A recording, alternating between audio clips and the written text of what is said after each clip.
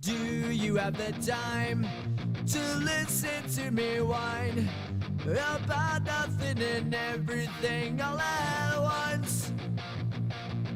I am one of those melodramatic fools, neurotic to the bone, no doubt about it. Sometimes I give myself the creeps. Sometimes my mind plays tricks on me. It all keeps adding up. I think I'm cracking up. Am I just paranoid? Am I just up? I went to a shrink to analyze my dreams. She says it's like a sex that's bringing me down. I went to a whore. He said my life's a bore. Choke with my wife because it's bringing her down. Sometimes I give myself the creeps. Sometimes my mind plays tricks on me. It all keeps adding up. I think I'm cracking up. Am I just paranoid?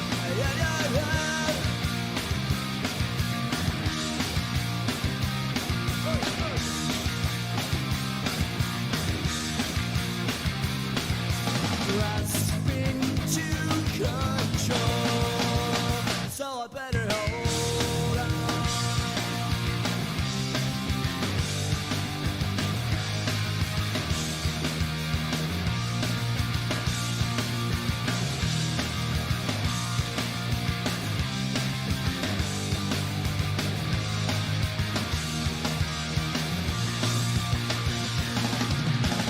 Sometimes I give myself the creeps. Sometimes my mind plays tricks on me. It all keeps adding up. I think I'm cracking up.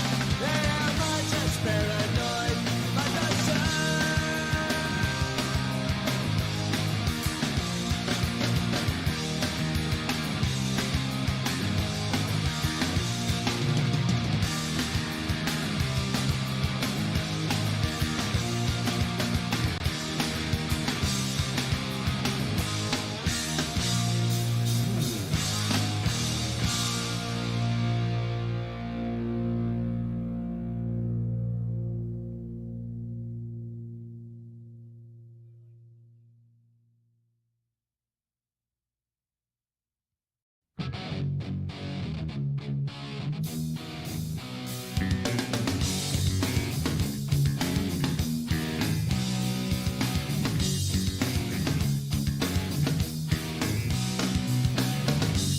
Well, I heard you crying loud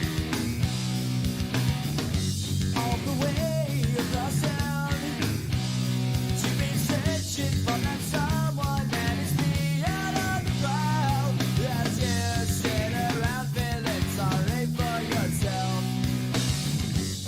Well, don't get lonely now. And try your white eyes. I'm just hoping for the moment, sneezing my back up to touch it.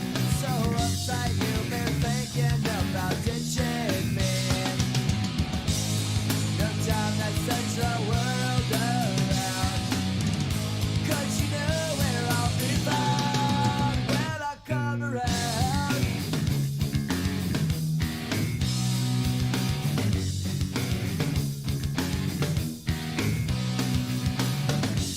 Well, I heard it all before. So don't knock down my door.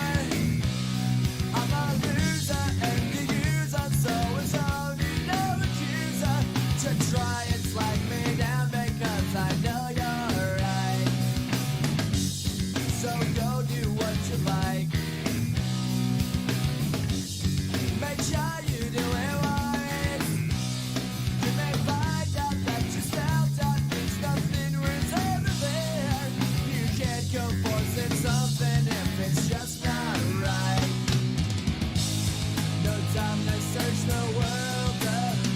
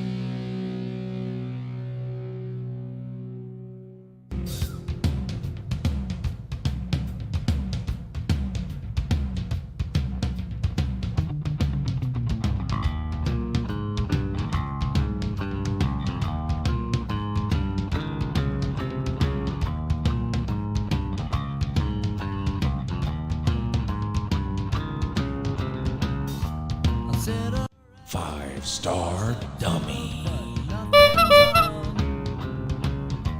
I changed the channels for an hour or two. Twiddle my thumbs just for a bit. I'm sick of all the same old shit. In the house with unlocked doors, and I'm fucking lazy. Bite my lip and close my eyes. Take me away to paradise. I'm so damn bored, I'm gonna wear blinds and I smell like shit.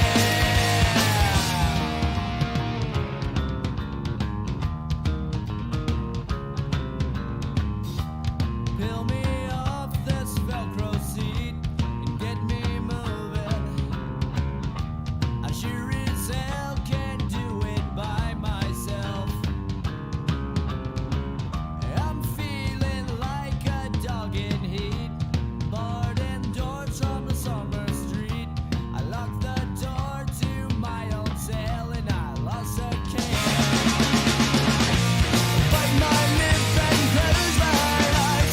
Take me away to paradise. I'm so damn bored, I'm gonna wear blinds and I smell like shit.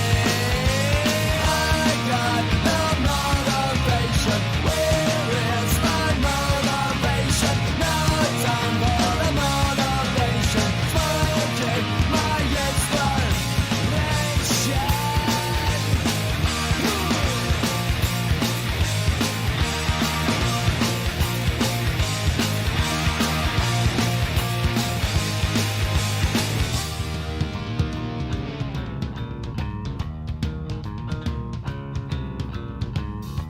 I sit around and watch the phone, but no one's calling. Call me pathetic, call me what you will. My mother says to get a job, but she don't like the one she's got. When masturbation's lost its fun, you're fucking low. Bite my lip and close my eyes. Take me away to paradise. I'm so damn bored, I'm gonna wear blinds and loneliness has shaped my eyes. Bite my lip and close my eyes. Oh, slipping away to paradise.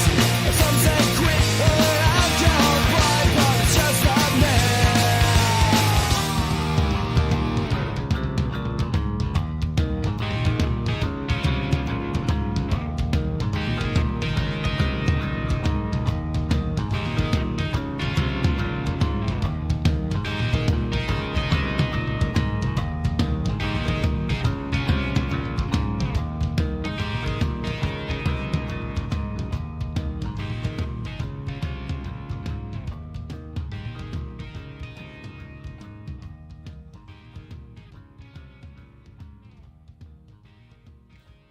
Good morning. It's Uncle Lou here.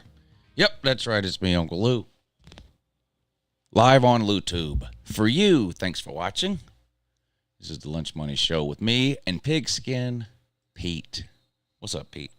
Yo, yo, yo. What's up, everybody? It's Monday night. That means it's time for the Lunch Money Show. We appreciate all of you tuning in. Me and Pete do this show every Monday night, year round. There's no off season when it comes to the show about nothing. How's everybody doing? Did y'all have a good weekend? Some of you did. Some of you didn't. Talking to you, Alabama man. Some of them had a terrible Monday, Pete. These Tennessee man is besides himself. I know. I see that. They can't believe Hendon Hooker's not in the Heisman race. Tennessee players don't win Heisman trophies. I mean, they never have. They never will. They never had anybody good enough. He should have been at least invited, though. I agree with them there. Well, what are you going to do to people that voted? So doesn't really matter because Caleb Williams is winning it. Yeah, I think so too. I mean, that was probably determined before this weekend's game. Yeah, so I think so too. Yeah. Caleb Williams would be my pick, but I think some of you have probably already seen it, but you need to get it while the getting is good. But here you go, get your I Heart Stetson shirt. Oh, Jesus. Get your I Heart Stetson shirt. Get them while the getting is good. Use promo code UncleLou10, the number 10, UncleLou10. Save you a few bucks. I Heart Stetson. Pete, it's the hottest selling gift of the holiday season. It looks like. Who drew that? Was that a South Carolina fan? Was it good with some crayon? Yeah.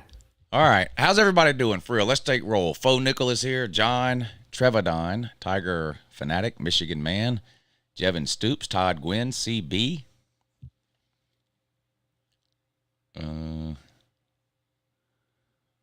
Natty Dog, Chris Thomas, Ballin' with AC, Sir UJ, Tiger Fanatic, Drew, Tiger Paul Craven, Snake Spence, John Stoops, Saucy Nugs, Rob D, Sir UGA, Drew Campbell, John, Miguel, Harry Areolas is here. I wonder if they're kin to Hairy Leg. Has to be. Yeah, I would think so. Has to be. Michigan Man says, Uncle Lou, we're coming for your dogs. That's a copy and paste from last year, sir. Come up with something original. You copy and pasted that from this time last year. Stop it. If you're going to embarrass yourself, do it in a different way. Don't do it the same way you did last year. How's everybody doing? Did y'all have a good weekend? I did. Great. Thanks for asking. Rained here all day today. Now, I had a good weekend, Pete, but even though my dogs won, punched a ticket to the playoffs, all that, great. It's not nearly as good of a weekend as I'm going to have this upcoming weekend. Not nearly as good. What, when you watch Navy beat Army? No. Well, that may be part of it. But it's not so much what I'm watching as it is who I'm watching it with. Well, now I'm intrigued. Yeah, some people might know. If they were paying attention last night, they might know. Paying attention last night. What does that mean? I have a date this Saturday. You have a date? With my man, Carolina Jackpot. No, you don't.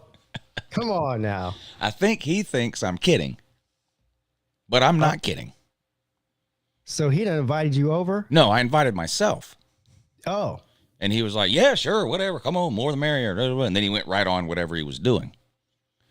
But I'm coming over. I'm going there. So he doesn't think, he thinks you're just bullshit. I think, yeah, it was on his call-in show, and I'm like, hey, why don't I come up to Greenville or wherever you live and eat lunch or something this weekend? Yeah, okay, yeah, well, whatever. The more the merrier, man. Come on. And then he went right on with whatever he was talking about. I'm pretty sure he thinks I was kidding. But I'm not kidding. So you're just going to show up at his house, or? Well, I don't know where his house is. I'm just going to get in the car and drive towards Greenville and start messaging him that I'm on the way. What's the deal? Where are you? That kind of thing. Maybe he doesn't want me to know where he lives. I don't know. Maybe he wants to meet me somewhere in town. I don't know. What if you get into Greenville? How far are you from there? Like 2 hours? About 2 hours. So let's say hypothetically you drive into Greenville 2 hours. You start texting Carolina Jackpot, and he just ghosts you. What do you do then? Oh, I'm staying the whole weekend. Oh. I'm going up Friday, coming back Sunday. All right. Yeah. So he's not going to ghost you then? I don't know. Maybe. He might. I don't think he will. That'd be kind of messed up if he did. He said he's off this weekend, so the only reason would be that he just does ghost me and doesn't want to have anything to do with me. Other than that, I'm hanging out with Carolina Jackpot this weekend. There's no other reason. I already know he's not working. I found that out first. Well, you know what your responsibility this weekend is then, since you're going to see him in person. Get him to sign a thing that he's coming to Slob Olympics. Yes. Right. Yeah, and you're right. Sign it too. We need it on paper. Yeah. Well, I'm doing this in the name of Slob Olympics. You know, maybe if he hangs out with one of us, he'll see that we're not. Well, maybe I'm not the right diplomat to send for the job. Oh, yeah. Can you send somebody else? Can you imagine me as like an international diplomat? I have to negotiate with people. Yeah, fuck you, buddy. I just send the bombs over. Fuck you. But you might be able to get a video recording of him saying that he's coming. And then also, like I said, we need to, maybe somebody can draw up a contract. Yeah. I would, Mrs. Pete could do it, but I don't want to put her out. She's probably real busy. Yeah. She's probably real busy. I bet you I can find some sort of generic contract on the internet, print it out and have him sign it. Yeah. Or we could write one together. Yeah, we could do that. Yeah. That's probably better, actually. The that we'll use will be different than what an actual lawyer would use. Yeah. Well, it'll be, I fill in the blank. That's where he'll write his name. Do solemnly swear to attend the 2023 Slob Olympics in Charleston, South Carolina, on, another line with the date. I hereby affirm this by penalty of death. Yeah, hanging. Yeah, public hanging on YouTube. Yeah. And then just make him sign it would be all. Only problem is he might rather hang than hang out with us. That's true. We're gonna find out this weekend. Yeah, flogging. Yeah, flogging. Yeah. I'm hoping we can do a stream or something maybe during the Army Navy game or something. Maybe that would be fun. Yeah. I wonder is Jackpot an Army or a Navy guy? If I had to guess, I would say Army. That's interesting. I don't know if he would score high enough to be on the ASVAB to be a Navy guy. That's a good point. That's a good point. Then again, I don't know if I would either. So. I could see Jackpot in a sailor's outfit. And Rob Sanders in the Indian outfit. Yeah. Who can we get to wear the cop outfit? You want to wear it or you want me to wear it? No, I ain't wearing that. All right, I'll wear the cop outfit. That means you have to be the construction worker. That sounds like Slob Olympic costume right there, don't it? Yeah, that's Slob Olympics Village people there.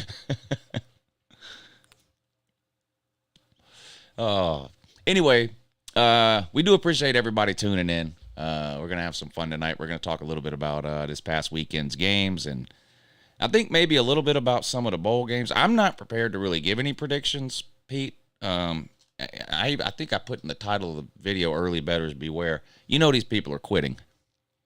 Yeah. And the other question I have is, I guess it's up to I don't know. I don't know. Maybe you know. So if you enter the portal now, are you automatically off the team you're currently on?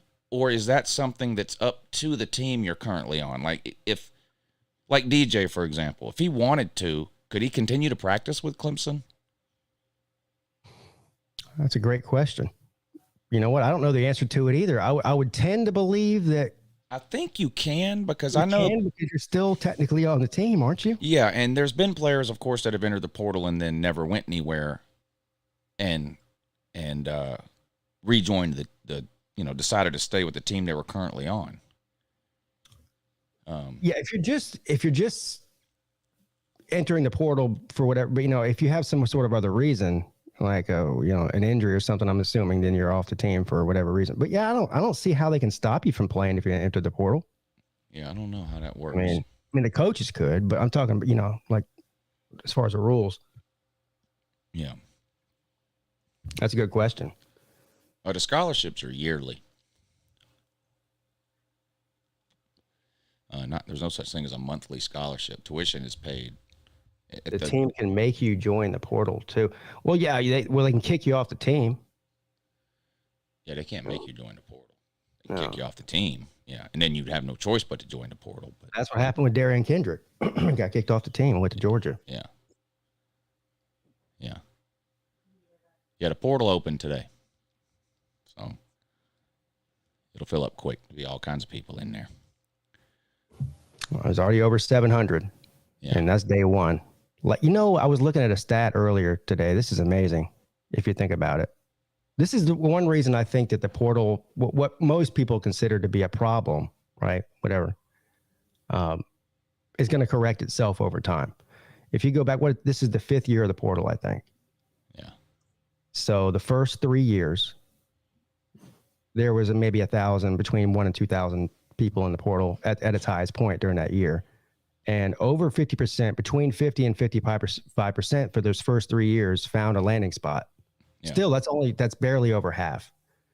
Last year, there was 3,200, over 3,200 at its peak players in the portal. Only 28% of them found a home. So it's getting bigger each year, and you're seeing less and less people find a landing spot. Yeah. So I think what's going to happen over time, but we haven't had any data over a 5-10 year period up until now for the coaches to say, hey, look, yeah, you can enter the portal, but you've got a 28% chance that you're going to land somewhere. Yeah. And maybe talk them out of it. These things tend to have ebbs and flows. I think you're seeing right now we're like at peak portal, if that's what you want to call it, because it's somewhat new and flashy. And you look around the country and you see some of the best players in the country were portal players, and they're going on to win national championships, Heisman's, and all kinds of shit. But I think over time it's going to correct itself. Not that it's going to go down to, it's not going to reduce thousands of players from entering the portal, but I think you probably will see a reduction over time. And some players that would leave may choose to stay behind based on the numbers. We'll see. Yeah, because you got to think about it. If you enter the portal and nobody wants you and you lose the spot on your own team, not only are you not playing football, you just lost a free education. Yeah, right. Yeah, I agree. I think people are still kind of figuring out how it works. Plus, the rules are still changing. I mean, just this year, they've implemented all these portal windows. So you have 45 days, basically now through like January 15th or something to enter the portal. Then it closes again, and you can't enter the portal again until after spring games in May. So if you don't enter the portal by January 15th, you can't enter it until after spring practice. And then I think you only have 15 or 30 days in that window to enter it. And then it's closed on June 1st. So whatever team you're on June 1st, that's the team you're on for that year. Yeah. And I think right now, the first day of the portal opening, look, man, 700 guys entered it today, or 700 plus.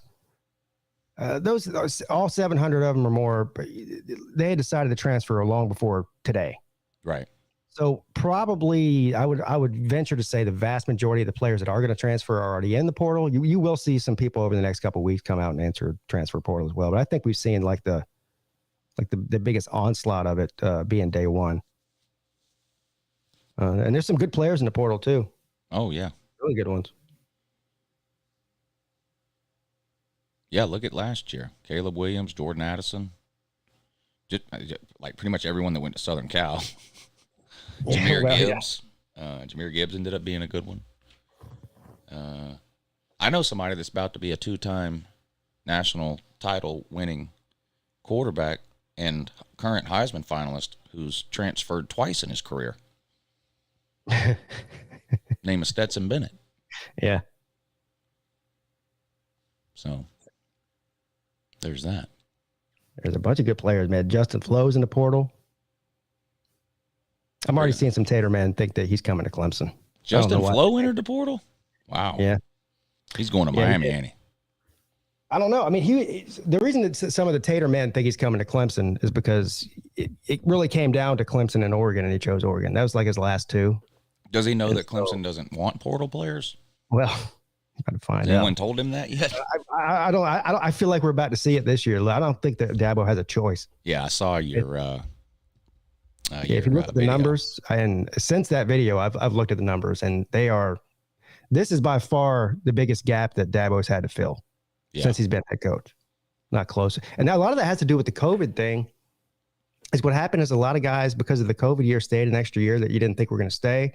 So it all sort of came to a head this year.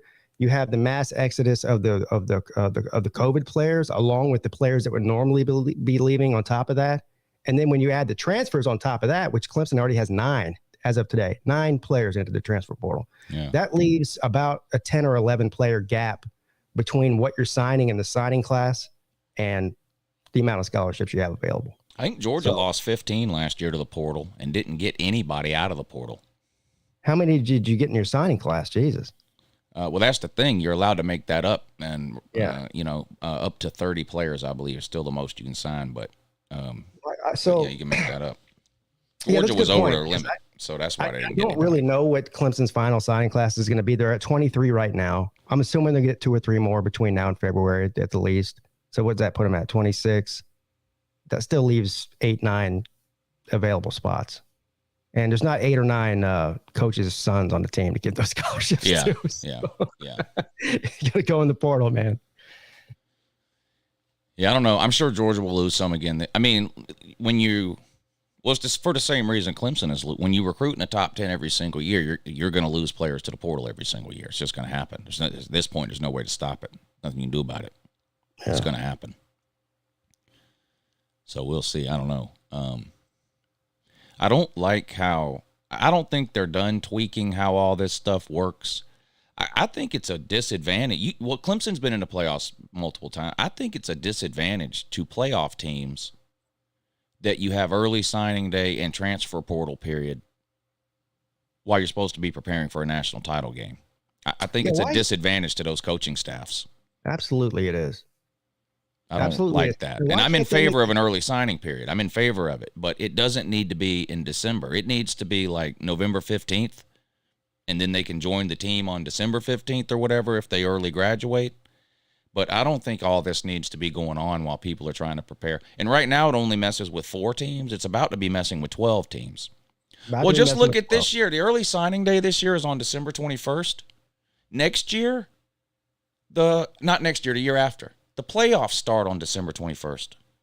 The first game is on December 21st of the 12-team playoff in 2 years when it starts. They're going to have to change that. You can't be running around trying to early sign people all week and re-recruit your own players to try to convince them not to go in the portal and be looking for players out of the portal while you're also supposed to be practicing and preparing for a playoff game. Can you? That seems like too much. You shouldn't have to. I understand the coach's frustration with this. They need to change the calendar. Yeah, they need to change the calendar. But here's the problem you run into. So let's say you change. So maybe not the signing day. Like you're in favor of the early signing day. Fine, keep that.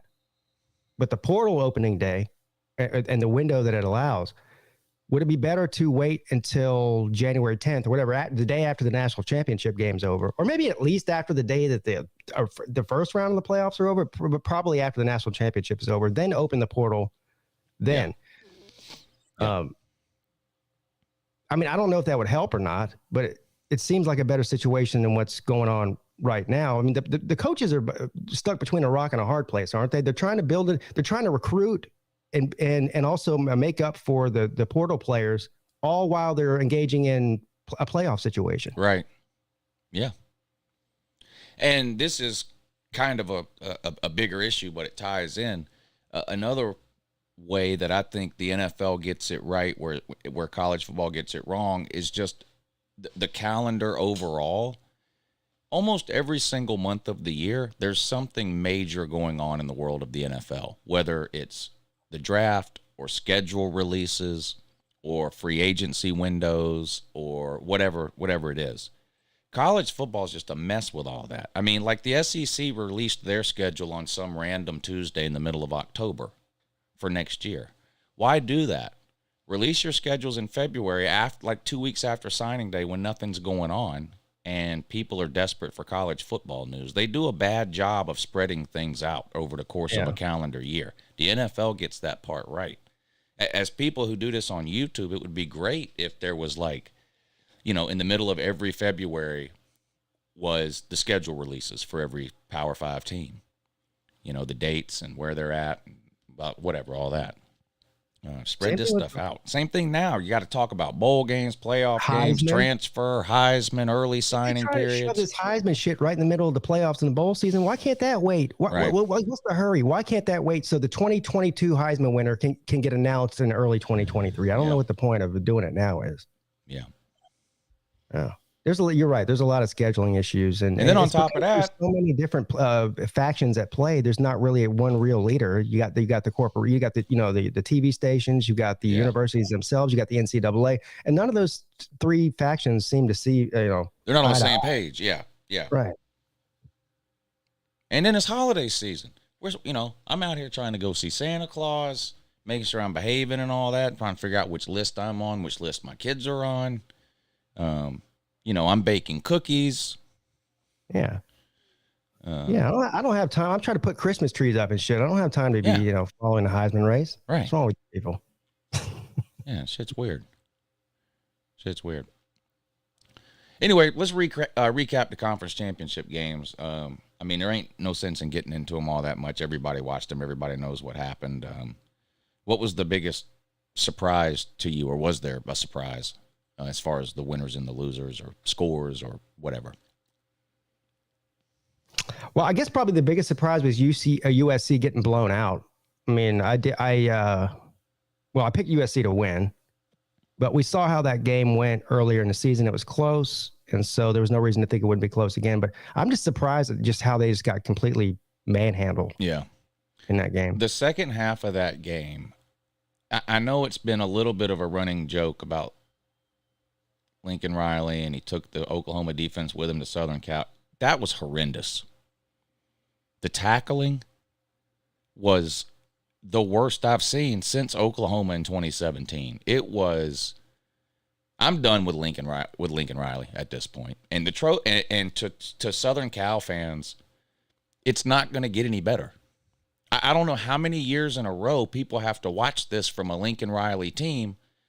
Oklahoma fans, and I get it. They, we'll be better next year. We're going to focus on defensive recruiting next year. The defense will improve next year. Well, you fell for that for 2, 3, 4 years in a row. Then they finally came to the realization, okay, we're just never going to have a good defense, and then Lincoln Riley quit. And now it's the same thing at Southern Cal. No, they're not going to have a better defense than what they had this year. This Southern Cal team is every Lincoln Riley team I've ever seen. A Heisman QB, an amazing offense, and the worst coached and fundamentally sound defense in the country, period. The tackling was absolutely atrocious for Southern Cal in the second half of that game. It's unacceptable. And I don't see how a Southern Cal fan with a straight face can think that it's going to improve. It's never improved under Lincoln Riley. And he brings the same defensive coordinator to Southern Cal that he had at Oklahoma. So it's not going to get any better. And now, and I guess next year they're still in the Pac-12, so they'll have one more good year. But then they go to the Big Ten. All these playoff and conference championship game losses that Lincoln Riley suffers in the Big 12 and the Pac-12, those are going to become regular season losses in the Big Ten. Those are going to become regular season losses. These Lincoln Riley teams will lose to the 3 or 4 best teams in the Big Ten every single year, without fail. They won't be able to stop them offensively. They'll lose to Penn State, Michigan, Ohio State, Wisconsin, and one other team. I mean, they're going to go 8-4 every year in the Big Ten under Lincoln Riley. Just no defense at all. Well, he's at a turning point right now, and I feel somewhat vindicated because I've been not buying USC all year, and then of course I jumped on the USC train right for the championship weekend. And they let down. Yeah. And that's the reason is because I saw them getting pushed around on the line of scrimmage, and I'm like, that might be okay with your normal Pac-12 schedule, but when it comes to playing out of conference or playing a tough team like Utah, then you see what happens. What Lincoln Riley needs to do is what Dabo Swinney did, and go out and get it. It's not like you go pick coaches off a shelf and it's guaranteed. But what Dabo Swinney did was went out and found Brent Venables to fix his defense and let him control it. And he needs a guy that can do that. Now I don't really know if he's if he's bringing his defensive coordinator from Oklahoma, then maybe he doesn't have that many options. I don't know, but that's what he needs to do. Southern Cal man Roger says Southern Cal lost 2 offensive line starters, but I guess that's an excuse. Actually, it's not even an excuse. We're talking about the defense. So unless those offensive line starters are playing both ways, then that's not even an excuse. Offense is not the problem under any Lincoln Riley team ever. And it never will be. It will and always will be the defense. They won't have one, ever. I've seen it for 6 years in a row. Why would anyone expect it to change at this point? Roger Dodger says USC will NIL all the best defensive players. Well, how'd that work out for A&M? At the end of the day, Roger, Dodger, and anybody else, yeah, you can NIL the shit out of your team if you want. You got to have the coaches that can put it together. And clearly, they NIL'd their team for this year. Right. 25 players they brought in from the portal. Their defense doesn't exist. If you're a defensive person anywhere in the country, why are you going to Lincoln Riley? Why? That would be like a wide receiver transferring to Georgia. Doesn't make any sense.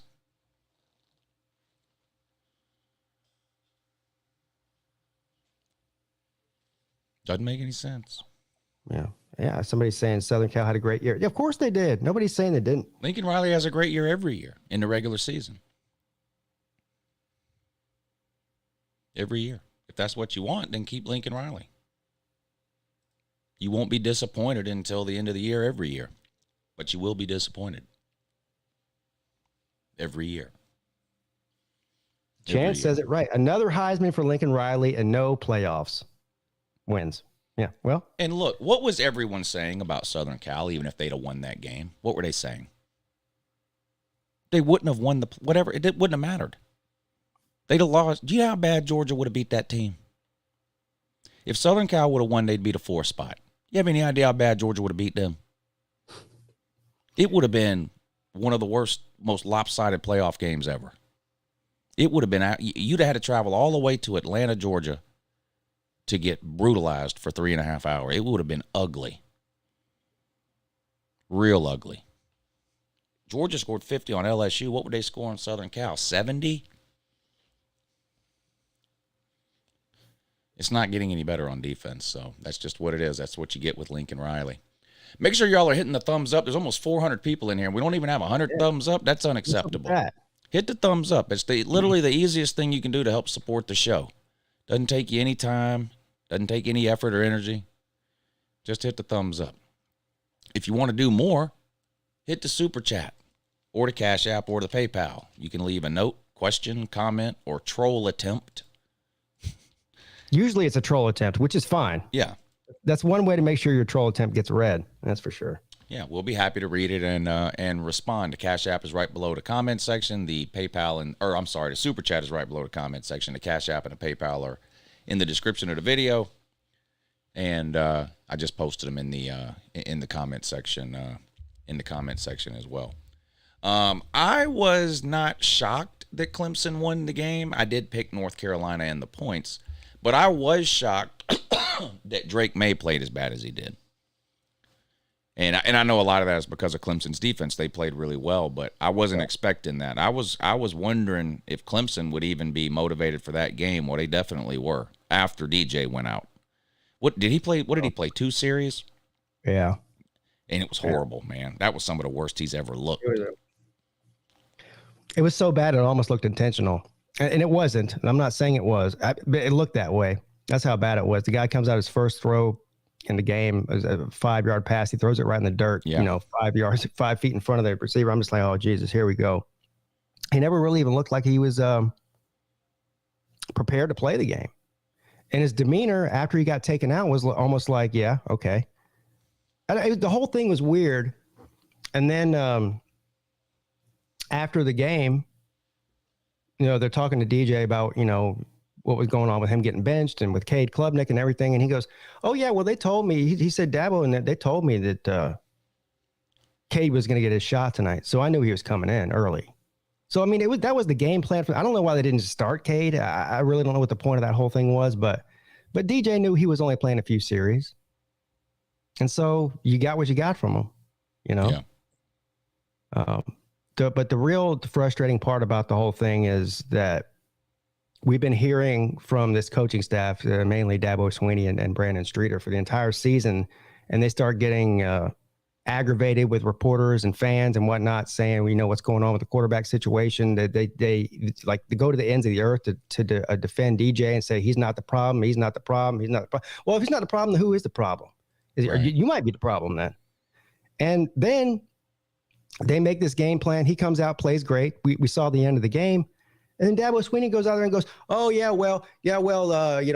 he's been really progressing all year. It finally just came the time, where he finally got it. We felt comfortable enough where he could run the offense.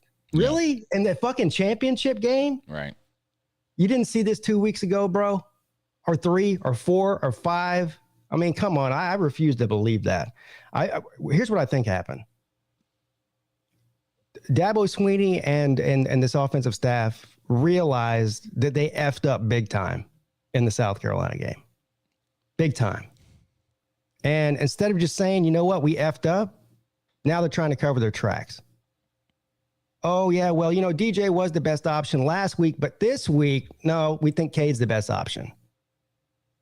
So I'm not buying it for 1 second. I have no doubt in my mind that Cade would be better prepared for the end of the season that we had this year, which is where the majority of our tough games were, right? Notre Dame and South Carolina. And he would have been better prepared to lead the offense in those games than DJ was, but they dropped the ball on that. Yeah, it's weird that Dabo, when you look at the Kelly Bryant, Trevor Lawrence deal, and I don't bring this up to say that Klubnik is the next Trevor Lawrence or he's as good as Trevor Lawrence. I mean, that guy was generational, but it's just weird that he handled that situation perfectly, but then seems to have screwed this one up so bad. It's weird, isn't it? Yeah. Like if, there's other coaches I would expect them to do this, like Kirby, but like, I don't know. It is a weird situation. And then he immediately enters the portal after. I guess y'all aren't getting his brother now. Well, we weren't going to. He was never really. Okay. Yeah, no. He was never expected to come to Clemson anyway.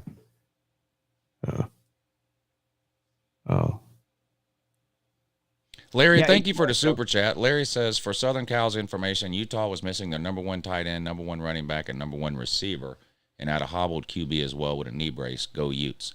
Well, you weren't missing your number 1 tight end. I saw Kincaid making catches all game. So I'm not sure what you mean there. Funky Fudge 11, thank you for the super chat. He says, how weird is it that Scott Satterfield is going to coach Cincinnati against his own team, Louisville, in the bowl game? That hire doesn't make sense. He's going to take over immediately for the bowl game? That's very unusual. That doesn't hardly ever happen. Usually if a coach is hired, they don't take over coaching duties until after the bowl game. Are you sure about that? Is that true, Pete? He's talking about Satterfield? Yeah. Oh, as far as I know, Satterfield said that he's not coaching the bowl game. For either team. Yeah. That would be weird if he quit Louisville and is already coaching Cincinnati in their bowl game. I've never seen that happen before. Yeah, no, that's not going to happen. Against his old team, too? No. That's fake news. Yeah. That would be a first for me. I've never seen that happen. What do you think about that, though? What do you think about him leaving Louisville to go to Cincinnati? We were having a debate about, what's a better job right now, Louisville or Cincinnati? I said I thought Cincinnati was. And they were like, oh, are you crazy? I'm like, am I really? I do, too. Especially 2 years from now when Texas and Oklahoma are gone. Right.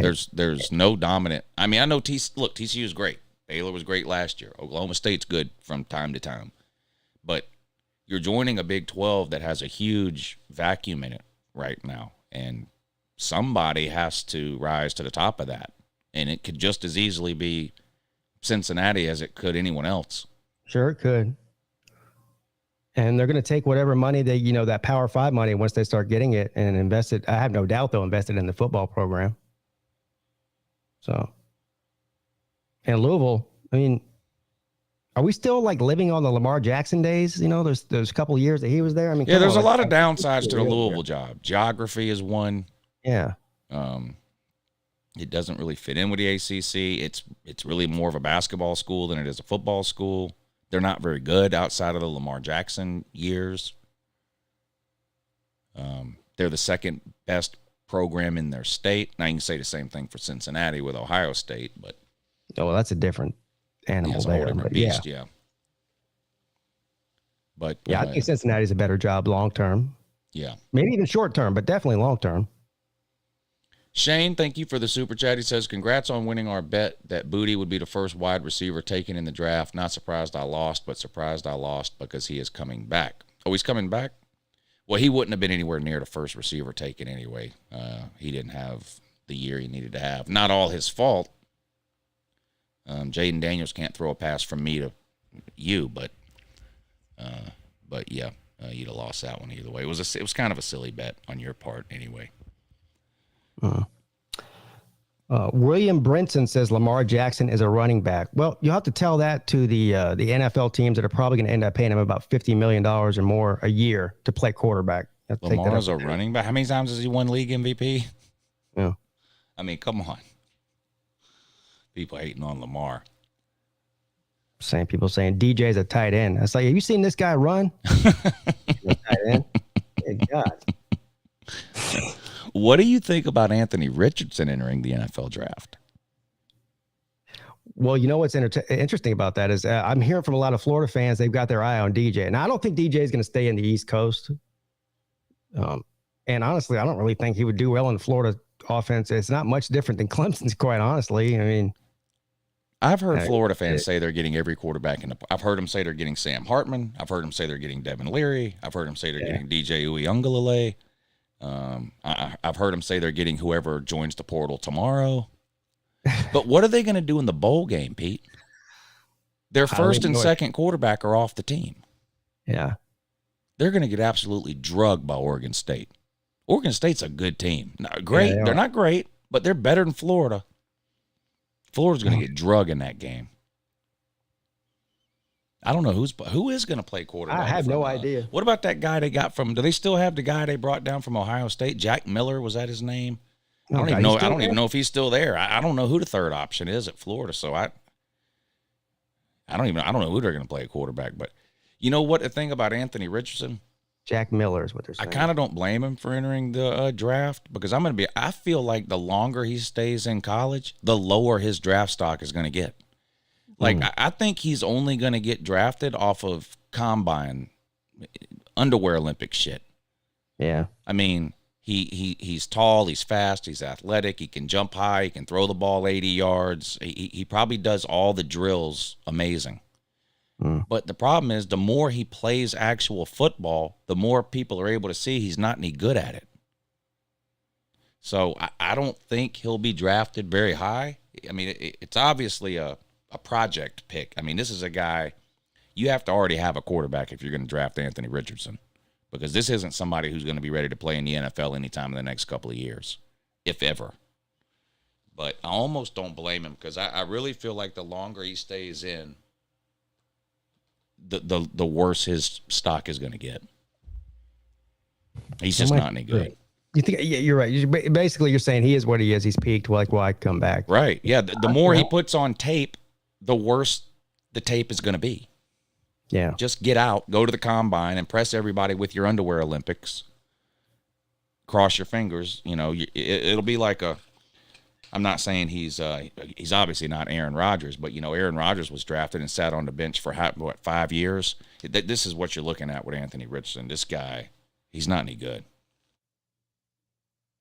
Plus, I don't know if anybody's aware of this, but Sunbelt Billy doesn't know what he's doing. Well, that's why he's transferring. Or that's why he's entering the draft. Yeah. So what else is going on? What other news is out there? Dion to Colorado. Look, I've sort of developed a reputation of going out on a limb the minute coaches are hired these days, so I'm prepared to do it again with Dion. It's not going to work. Did you see how he talks to these people?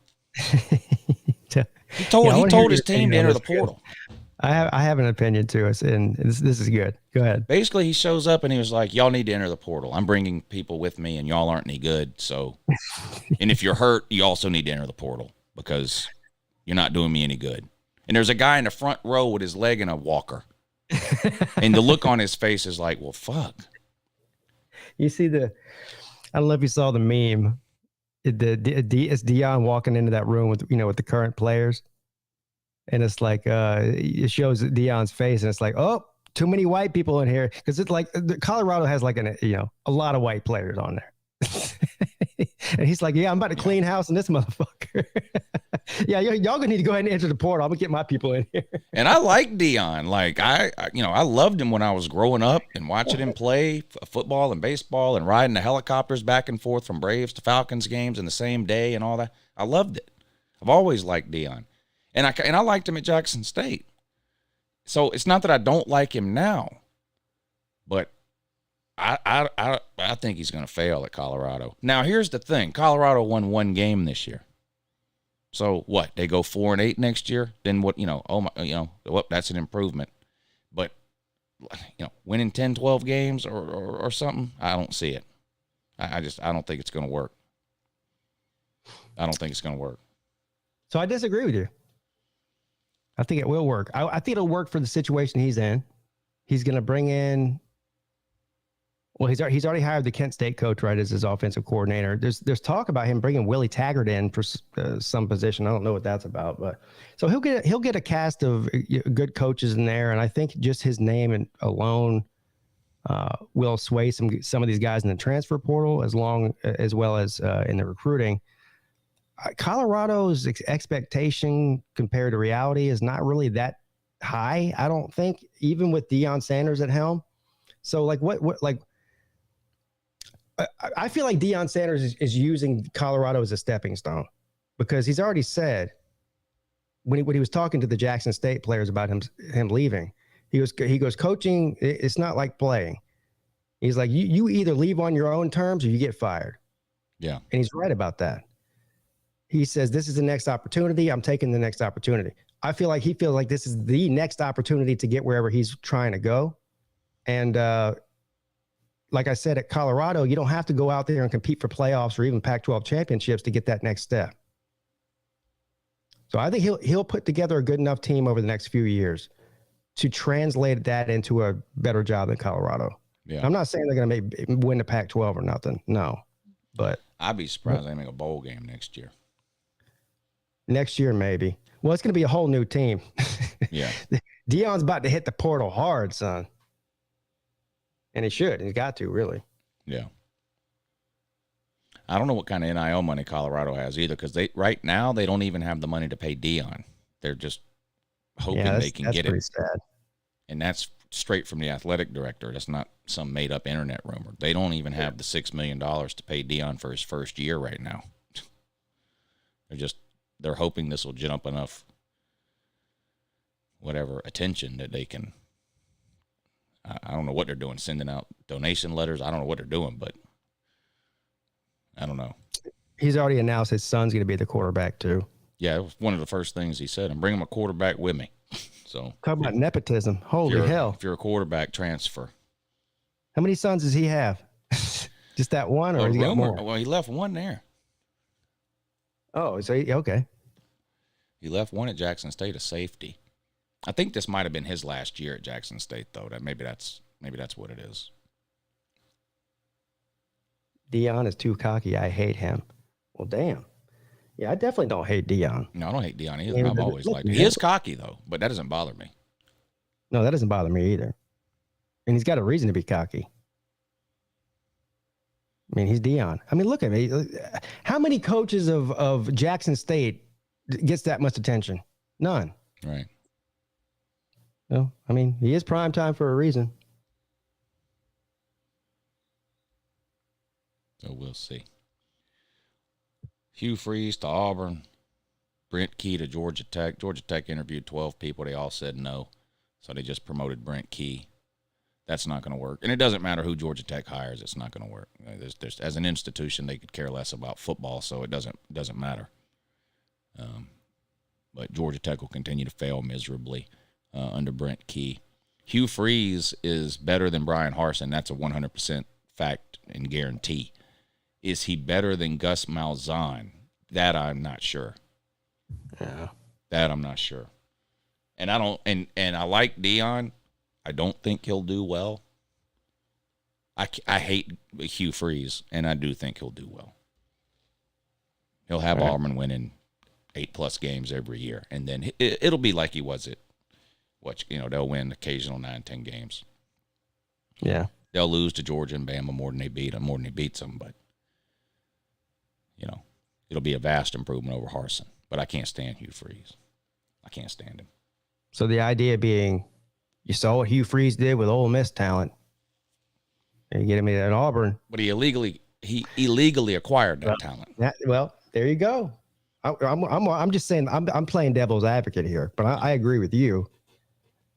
If he plays within the rules, how good is Hugh Freeze? I don't know. We'll find out. But I don't think Hugh Freeze is a national championship caliber coach. No, I don't either. He's a good one though. Yeah. Yeah. I like having people like that in the SEC that I can hate. Or people that I can laugh at. Like, Butch Jones. I didn't hate Butch. I had no reason to hate Butch Jones. I don't think he's a bad guy. But it was like, if there was ever a day where I didn't know what to make a video about, I could just make a Butch Jones video. Like, it's so easy. And it's the same thing with Hugh Freeze. I like having people like that around. But, Auburn's made it clear that, hell, they already got Bruce Pearl as their basketball coach, so it's pretty obvious they don't care about, perception or what people think. They just want to win. So, we'll see. Well, Hugh Freeze is a good Christian man. Yeah, so right. That's why they got him. Right. Yeah, there's that too. Luke Fickell at Wisconsin. Wisconsin's winning the West next year. I don't need to see a recruiting class. I don't need to see no portal stuff. I don't need to look at schedules or rosters. I'll take Wisconsin to win the Big Ten West next year and every year, as long as Luke Fickell's the coach there. So I think that's a home run hire. Home run hire. Now, winning the Big Ten West doesn't mean you're somehow on an Ohio State level. That's not what I'm saying. But look at the Big Ten West. Look around. So I do like that hire, Luke Fickell to Wisconsin. I like that one. But I've been a big Luke Fickell fan for 3 or 4 years now. And I've always said I thought he would do best in the Big Ten, and that's where he wound up. So they hit a home run with him. I mean, even Wisconsin people were surprised they got him, honestly. He's been the hottest name for a few years now. And Wisconsin ended up with him.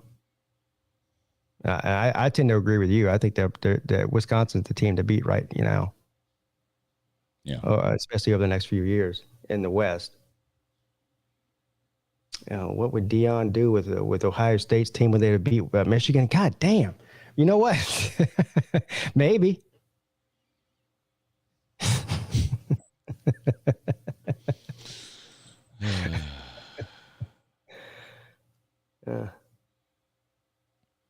It's the Big Ten, not the little girls' club. Fickell has his hands full.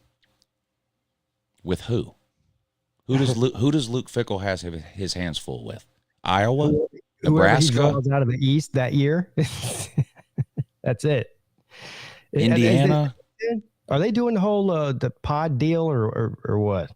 The Big Ten? They haven't said what they're going to do. Okay. They haven't said what they're going to do yet. If they don't do the pod deal, the only thing Wisconsin's got to worry about is whoever they draw out of the East each year. The West won't be a problem. Fickell is a good coach, but he's not winning the West in year one. Who is? Purdue? I guess they're going to say Nebraska now. And go back to that empty well. Yeah. Dried up well.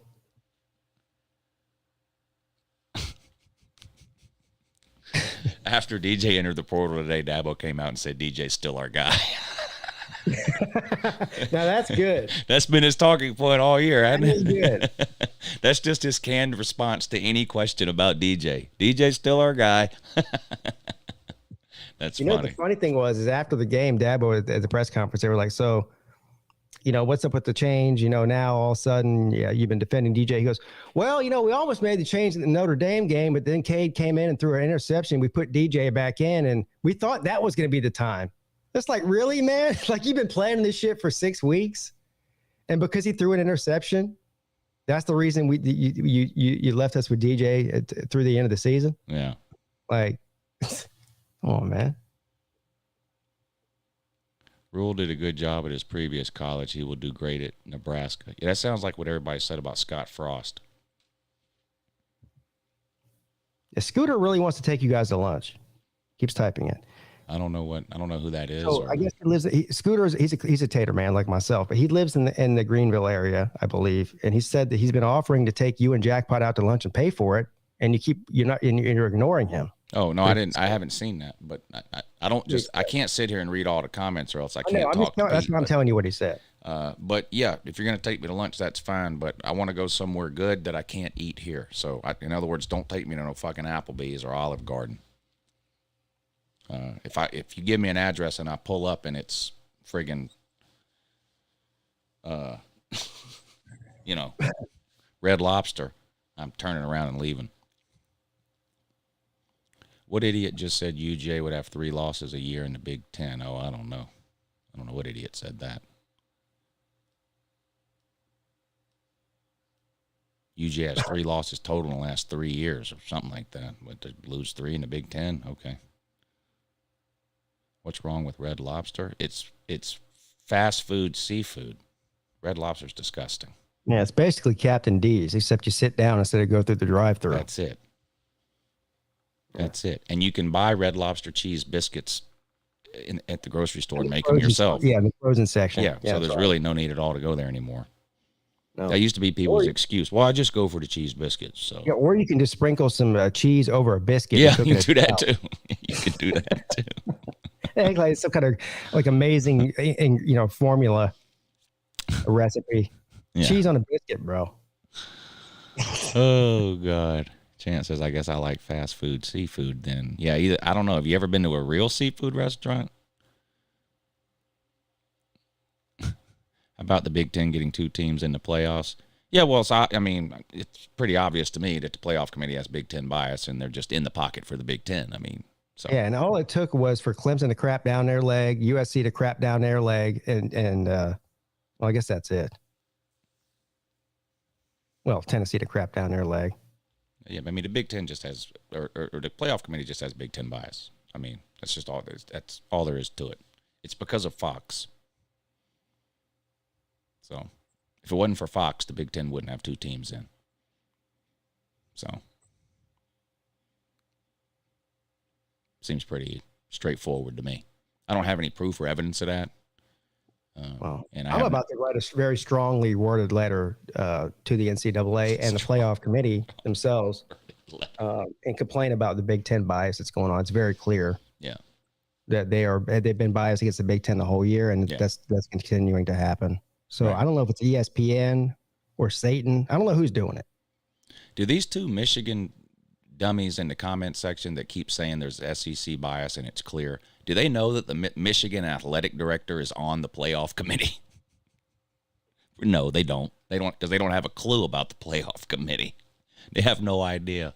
They just regurgitate the same garbage they hear other places from other people that don't have any fucking clue about the playoff committee or who's on it. But these Michigan nitwits in here actually think that the Michigan athletic director is biased towards the SEC. Fucking idiot. How dumb do you have to be, man? Come on. Is very biased also for Alabama and for Clemson, because this is the first time that neither one of those teams have played in the playoff in the entire playoff era. So clearly they have switched their bias in favor of Alabama and Clemson away from it.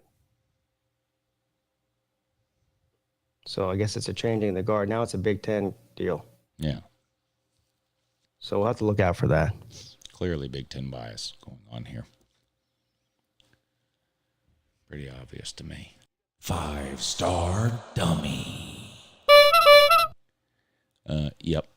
What other news is going on? They've been crying to the committee. That was sad. Oh, man. Wasn't it? Like a homeless person standing on the corner shaking a can. Damn, even Dabo didn't do that. Asking for a quarter so he can go into whatever low-rent gas station he's standing outside of and buy 1 cigarette. Saban, he doesn't he always talk about how we don't pay attention to betting lines? Like oh, you're favored by 17. That's rat poison. We don't pay attention to betting lines around here. This is a football program. We just execute, practice, all in, whatever. Yeah. Then you don't make the playoffs. Well, you know what? We'd be favored against all those teams ahead of us if in Vegas. Well, I thought you didn't care about the point spread, dude. Yeah, never mind the fact they were favored against LSU and Tennessee and shit to bed. So apparently that doesn't matter. Only care about the point spread now, huh? I see.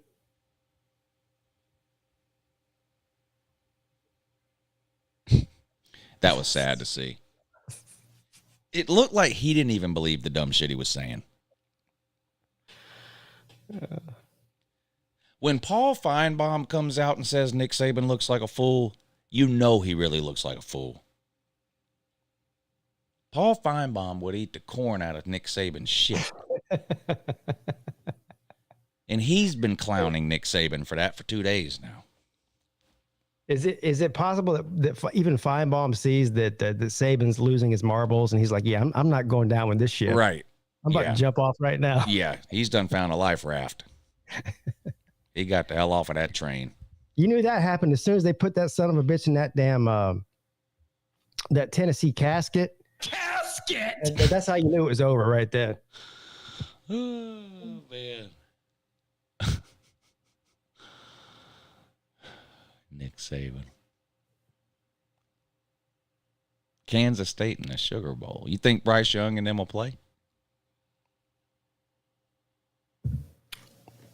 I would think so. I have no idea. Yeah. I would think so.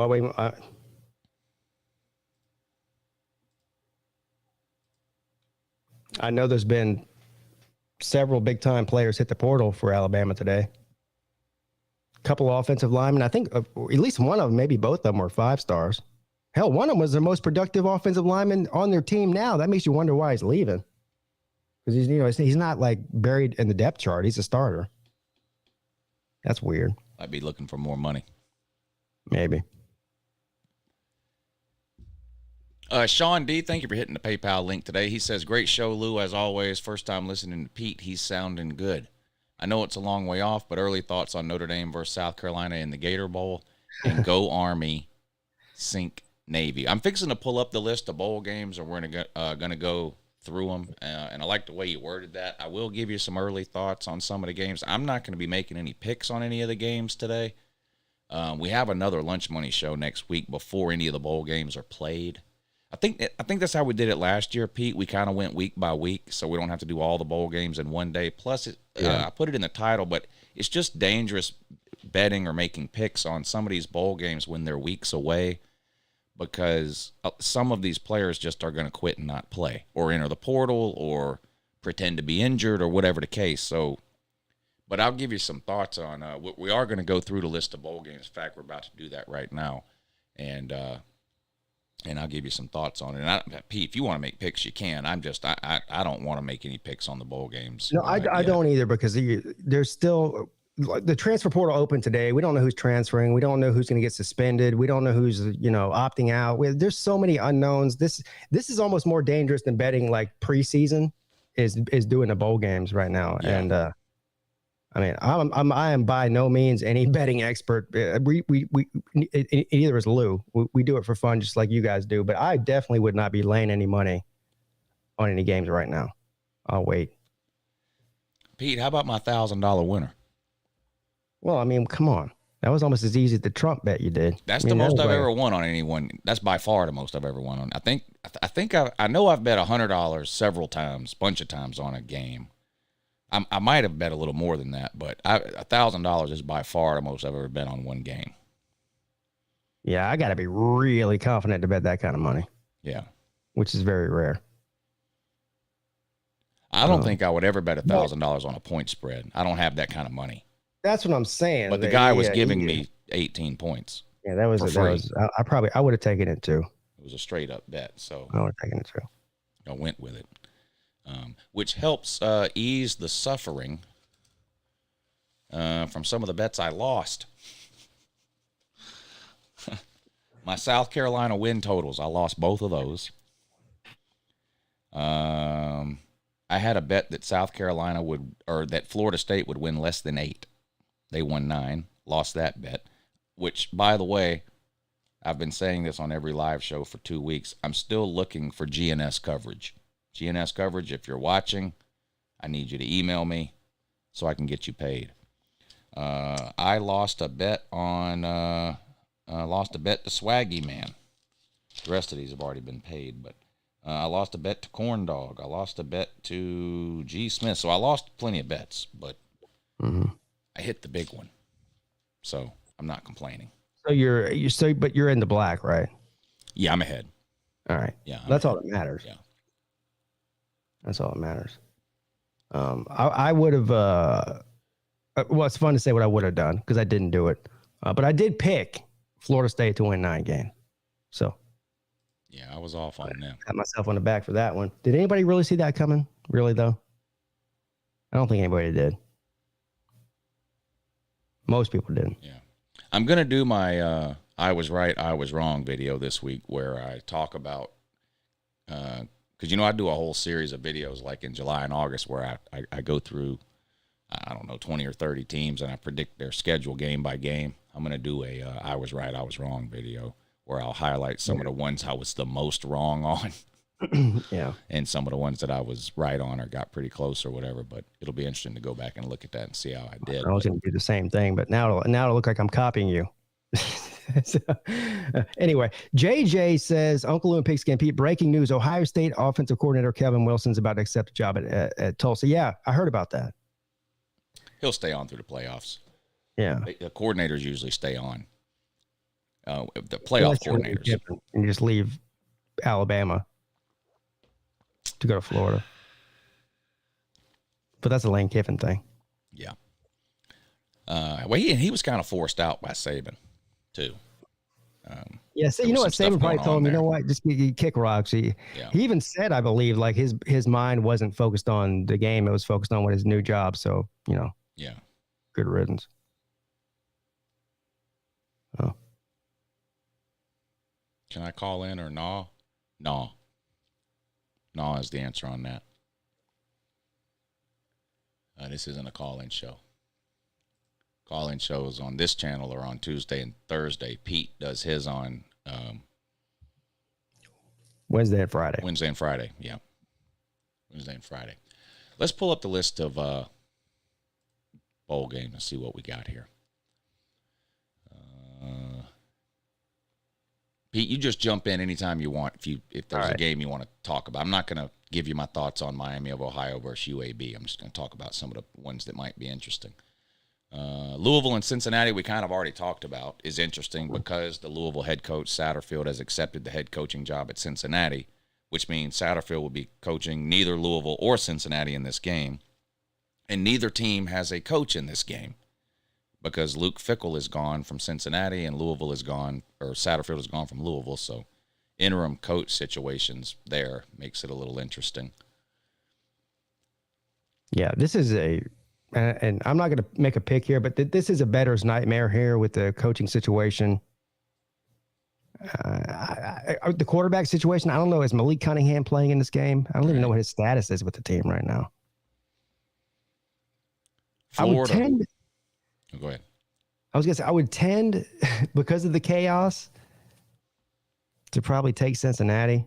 I'm not going to make that pick yet. You know what? But you know what I like to do, Lou?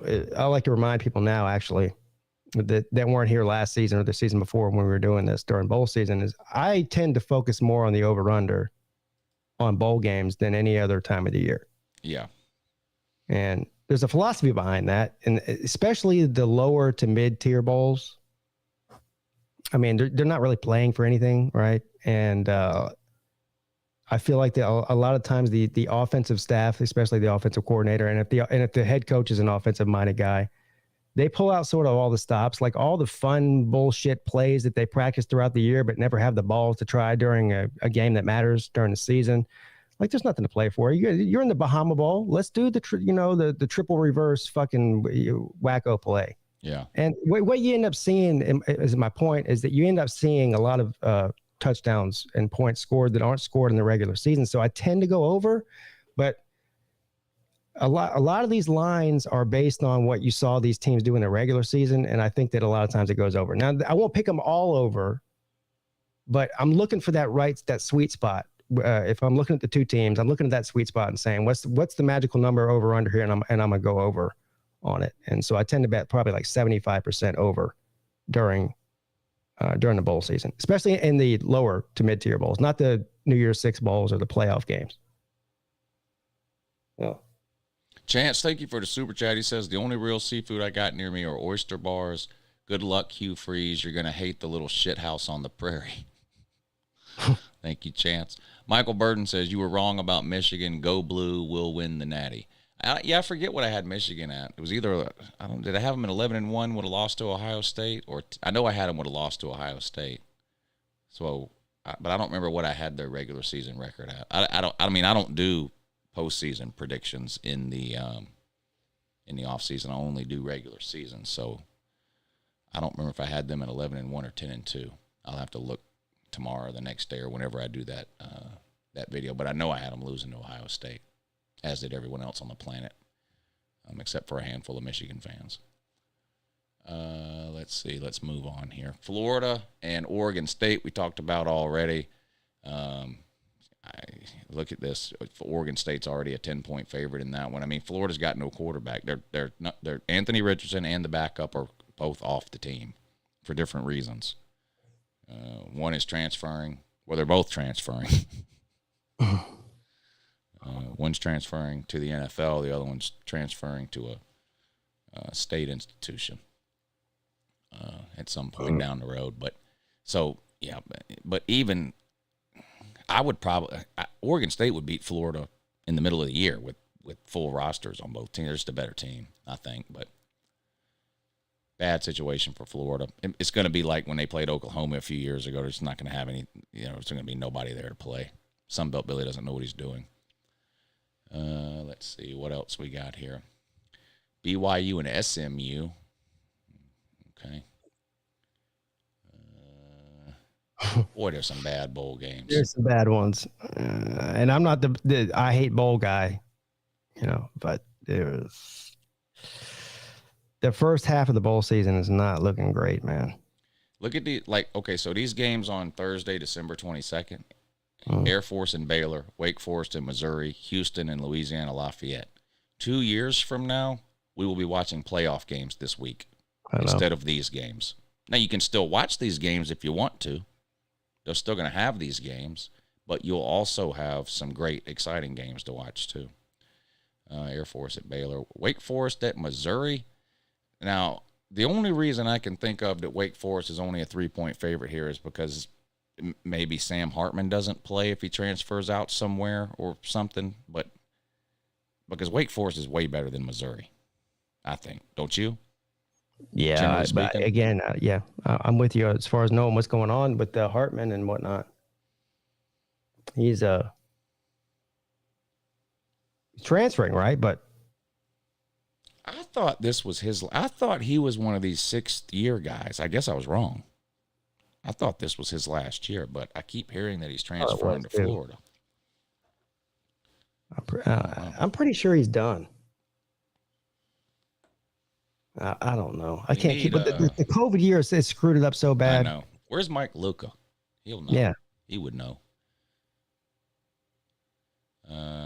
East Carolina and Coastal Carolina. Now, this is an example of things that I like when it comes to bowl season. Not that this is like a must-watch game, but these are two teams in the same geographical area that rarely play. Yeah, they're not far from each other. Greenville, North Carolina is, it's got to be maybe only an hour and a half, maybe from Myrtle Beach, maybe. Yeah. I like these kinds of these are the types of matchups I wish the bowl process would go to. Now, unfortunately, a lot of that's hindered by the fact that bowls have contractual obligations to take certain teams from certain conferences. Right. And I wish that would go away. And they would just go to some sort of draft system for bowl games. There's a certain order that the bowl games are in. And they can draft teams. Yeah, that's a good idea, actually. I've given the example multiple times this year. Now, it didn't work out record-wise, but how great would it have been if Oklahoma and Southern Cal had similar records this season and we were able to match them up in a bowl game? It'd be must-watch TV. Yeah, of course, yeah, and you can play along the storylines. Yeah, you're right. Yeah. Yeah, that makes more sense. East Carolina, Coastal Carolina doesn't have any major storylines like that, but it's a geographical.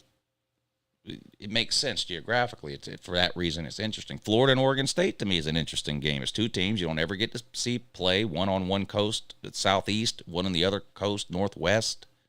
Like, that's even a little bit interesting to me. But the majority of these bowl games, it's like these teams are just like Wake Forest and Missouri. I can't think of a single reason why this is interesting. Air Force and Baylor. Why? A lot of these things just don't make any sense to me. But what are you going to do? There's nothing you can do. Oklahoma State and Wisconsin. I mean, okay. This is a matchup. These are two teams that most years are pretty similar. They have kind of similar reputations. Wisconsin has that reputation of being able to win 9-10 games a year, but not much more, with an occasional, trip to the Big Ten title game. Oklahoma State, same kind of deal. Gundy wins 8, 9, 10 games a year, but can't do anything else. Now, they both dropped off this year, but that's one, too, that I'm like, okay, in most years, I could see this being an interesting bowl matchup. I have no idea as far as who might win or lose this game. I have no clue. Oklahoma State's been terrible for the last 2 months. Wisconsin's been pretty bad all year and has no coach, so I don't know on that. But North Carolina and Oregon, that's an interesting game, isn't it? I like that one. Yeah, I like that one. Yeah, Drake May versus Bo Nix. Two, right on the outside of the. No one would have been surprised if Drake May and Bo Nix would have ended up in the Heisman ceremony. These were two really good quarterbacks all year. If they both play in this game, that'll be a really good game. That's one I'll definitely watch, especially if both quarterbacks play. I know, and that's the thing with the transfer portal deal is is Justin Flo going to play in this game? I don't know. And there's a cornerback who's the best defensive player that North Carolina has, and they don't have a good defense that's transferring as well. Like, is he playing in this game? Like, there's a lot of unknowns. I've heard a rumor that Drake may be looking to enter the portal. Yeah, I've heard that. Well, you know what I heard? And of course, I have no idea if this is true or not. So Mac Brown was complaining and sort of throwing some accusations out there without naming names, saying that there was other teams actively recruiting Drake May during the season as a transfer. Now, I don't know the rule. I'm sure that's against the rules, right? I mean, I don't know what the exact written rule is. But I would be surprised if Drake May did transfer. He's kind of like, he's got ties to the school, his family ties and whatnot. Of course, nothing would surprise me these days. Right. But I feel like as long as Mac Brown's there, he's probably locked in, at least for this year. I don't know about his third year. I'd say probably at least this year. I would be surprised if Drake May transferred this year. Kansas and Arkansas. Okay. The battle of the Kansases. Arkansas and Kansas. I can take that. Kansas best year in a while. Arkansas didn't live up to expectations this year, but their expectations have been drastically increased over the last couple of years. But they had a little bit of a down year based off of maybe what some people thought would happen. But that's a game you could talk me into watching that one. Ole Miss and Texas Tech, again, that's one I would watch. The Lane train. Texas Tech had a pretty good year, better than a lot of people. I mean, they beat Texas. What'd they finish? Maybe 8-4 or something like that. I don't really remember. They weren't bad. It was close to that though. 8-4, 7-5, something like that. Ole Miss started 7-0, lost 4 of their last 5, so they finished 8-4. But that's another one you could get me to watch. Minnesota and Syracuse. I mean, I like Muhammad Ibrahim, but come on. I'm interested in that one for some. I'm trying to find something to get interested with this bowl season, and that I can get with that. What about Oklahoma and Florida State? Now, I love that. Me too. I love it. And honestly, I think Florida State's going to beat the shit out of Oklahoma. Yeah, it's interesting. Florida State with a win has an opportunity to kind of put a bow on a really, really good seat. Wouldn't that get them to 10 wins? It would get them to 10 wins. Yeah, and it's got to be the first time since, 2014 probably, when they made the playoffs. And for Oklahoma, disappointing year under first-year head coach Brent Venables. But what if you cap things off with an upset win over a surging Florida State team? Maybe, if you're a coach, you're telling Oklahoma, momentum for next year, that kind of thing. So it's an interesting game. Yeah, talking about the transfer deal, Oklahoma's quarterback has announced he's transferring. Which one? Dylan Gabriel? Yeah, Florida State's quarterback. Well, he just transferred there. Jordan Travis has announced that he's not transferring. He's coming back to Florida State. So I think there's probably a very good chance you're going to see Jordan Travis in this game. I don't know about the other guy. It can't be Dylan Gabriel that's transferring. It must be the other one. Dylan Gabriel can't transfer. He'd have to sit out, wouldn't he? Because he already transferred once. What's the other one's name? Dylan Gabriel, I think, got hurt, and they were playing another quarterback. Maybe that's the one that's transferring. I don't know either, but it's the backup, Fesh. Okay. Sorry. And I don't know if Dylan Gabriel playing the bowl game or not. I don't know what his injury situation is looking like compared to what it was. Also, I saw that Oklahoma's best linebacker, a former 5-star, and there's not that many 5-star players on Oklahoma's defense, okay? No. Transferring. What a shame. And that's shocking because Brent Venables is a linebacker man. He's a linebackers coach at heart, and his best linebacker is transferring. That's kind of shocking, actually. I don't know what that's about. Chance, thank you for the super chat. He says, breaking news, Nick Saban has taken the lead spokesperson role for the newest Alzheimer's hospital opening up in Tuscaloosa. Some say he will be a frequent visitor. And he's a Bama fan. Man. Bama fans talking shit about Nick Saban. I never thought I'd see the day. I'm pleasantly surprised. Because I feel like Nick Saban deserves to be clowned right now. That way, he made a fool of himself on national television. Washington at Texas. Now, I'm going to be honest here. I think I know we got to look at who's transferring and players. I know all that, but just in general, I think Washington's a better team than Texas. I think the wrong team's favored if you have full rosters, which I know you won't, but I like that game. I do too. Yeah, that's a good one. When yours versus Penix. I think Penix has announced he's coming back. Quarterback for Washington.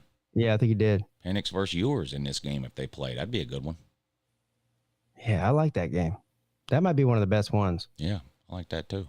That's a sleeper. Davis Painter says, why is Booty coming back? He was going to be a first-round pick. Yeah, so Keyshawn Booty is coming back. He said he's coming back for one more year. I actually am a little bit surprised about that, too. You know what it is? He saw Nussmeier slinging the ball around in the second half against Georgia, and he said, I like this. This guy can actually throw the ball. Yeah.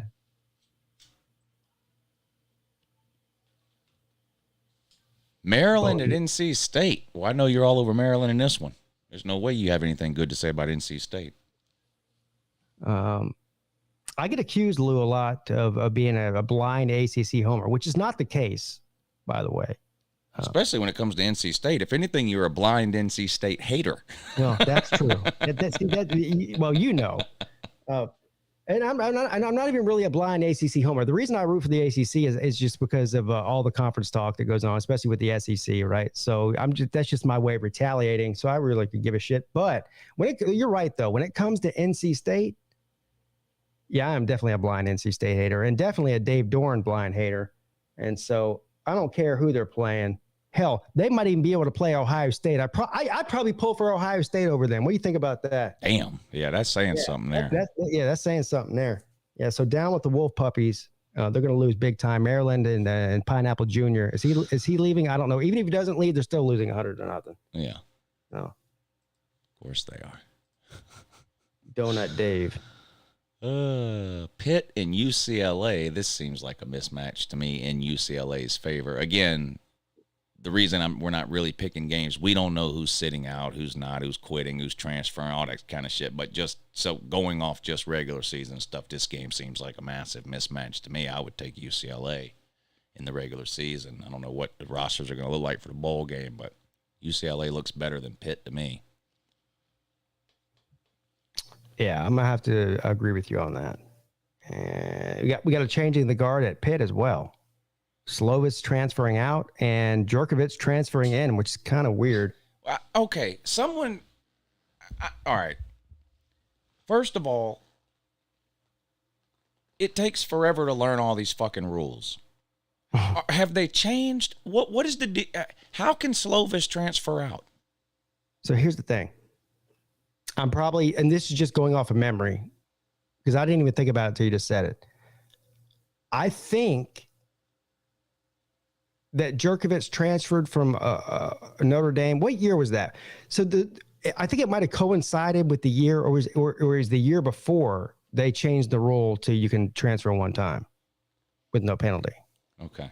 So if it was the year before that, and he had some sort of NCAA, pass waiver, then he still has his one. I think that might be the case. I'm not 100% sure on that. But that wouldn't be the case for Slovis, because he just transferred to Pitt this time last year. Yeah, that's right. That's so right. Technically now he would have to sit out a year if he transfers again. If they're really going to make players do that. I don't know if anyone's tested that yet. I don't know. Yeah. Once these players start transferring 2 or 3 times, though, I'm going to be honest. I was in favor of a one-time transfer. These coaches can leave anytime they want to, with no repercussions at all. I'm all for the players having the ability to do the same thing once, but you start coming across these players who are looking to transfer every year. I'll tell you, as a Georgia fan, I don't want one of them. I don't want Georgia to be somebody's 3rd or 4th school. It just seems like, what's going on here? You don't like it anywhere you go? What's the deal here? I don't know. Right. Seems silly to me. So, but I don't know the answer to that question. That's a good question. Jerkovich ain't got it. So I don't know if anybody knows. But yeah, that's the rumor. So the rumor is that Jerkovich is going to Pitt, and I haven't heard anything to say he's not starting next year. Wow. Maybe it's because he's a graduate. Is that it? Yeah. Okay. So Fish and Football says, undergrad one time and graduate one time. So there's 2 times you can do it. Oh. That's probably what it is. Wow. Okay. I mean, the guy is 25 years old. He better have graduated somebody by now. South Carolina and Notre Dame. Okay. South Carolina's hot right now. Game. This is a good one. So, probably the best thing I read on the internet today. What bowl is that? The Gator Bowl? I wish they told it. I wish DraftKings Bowl. would. How much extra effort would it take on their programmer to type the bowl game in right next to the time? 3:30 p.m. Gator Bowl or whatever it is. Right. Yeah, it is the Gator Bowl. I saw some online today that it took me by surprise. So with the whole, who's the most deserving 4 teams versus who's the best 4 teams, it's supposed to be the best 4 teams, but they really make it the most deserving. But whatever, go back and forth. South Carolina fans going, what's the best 4 teams? We're one of the best 4 teams right now. Yeah, I'm right. like, come on, man.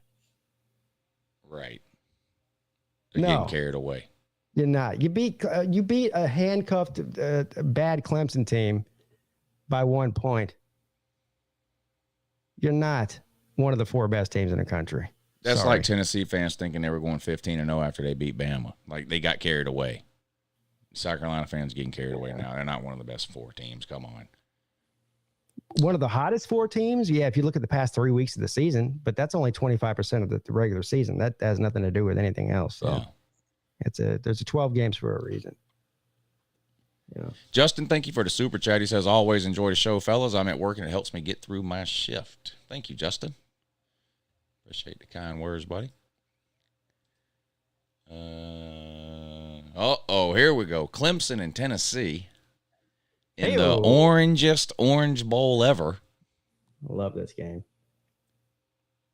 This is going to be a good one. I wanted for Christmas. Yeah. Yeah. So outside of DJ, are there any players that you think might not play in this game for Clemson? Starters, I'm talking. Did anybody sit out the Cheez-It Bowl last year for Clemson? Transfer portal. Yeah. Did y'all have people sit out last year? I know this is a bigger bowl than that, but no, nobody sat out Cheez-It Bowl. Okay, that I can think of. So probably no one sitting this one out then. I would be surprised if somebody. I mean, yeah, you got guys that are transferring, like we were talking about. Well, like Toby yeah. Pace, I mean, back. people who are going to be playing for Clemson next year, but deciding I'm not going to waste my time in this. Yeah, I would be surprised. I think most of them will play. What about the draft picks? That's a good question. Some of those first rounders on the defensive line, I think, right? I wonder if they'll play. I mean, I haven't seen anything in the past that would give me the indication that they would, but I wouldn't be surprised if they did. Yeah. I mean, we just haven't seen it yet at Clemson. Right. So it's just sort of like the transfer portal. Like we haven't seen them use the transfer portal. We haven't seen guys opt out. So it's sort of the two go hand in hand. And again, like if one of these guys has been sort of banged up all year and he's going to say like, yeah, I'll sit this one out.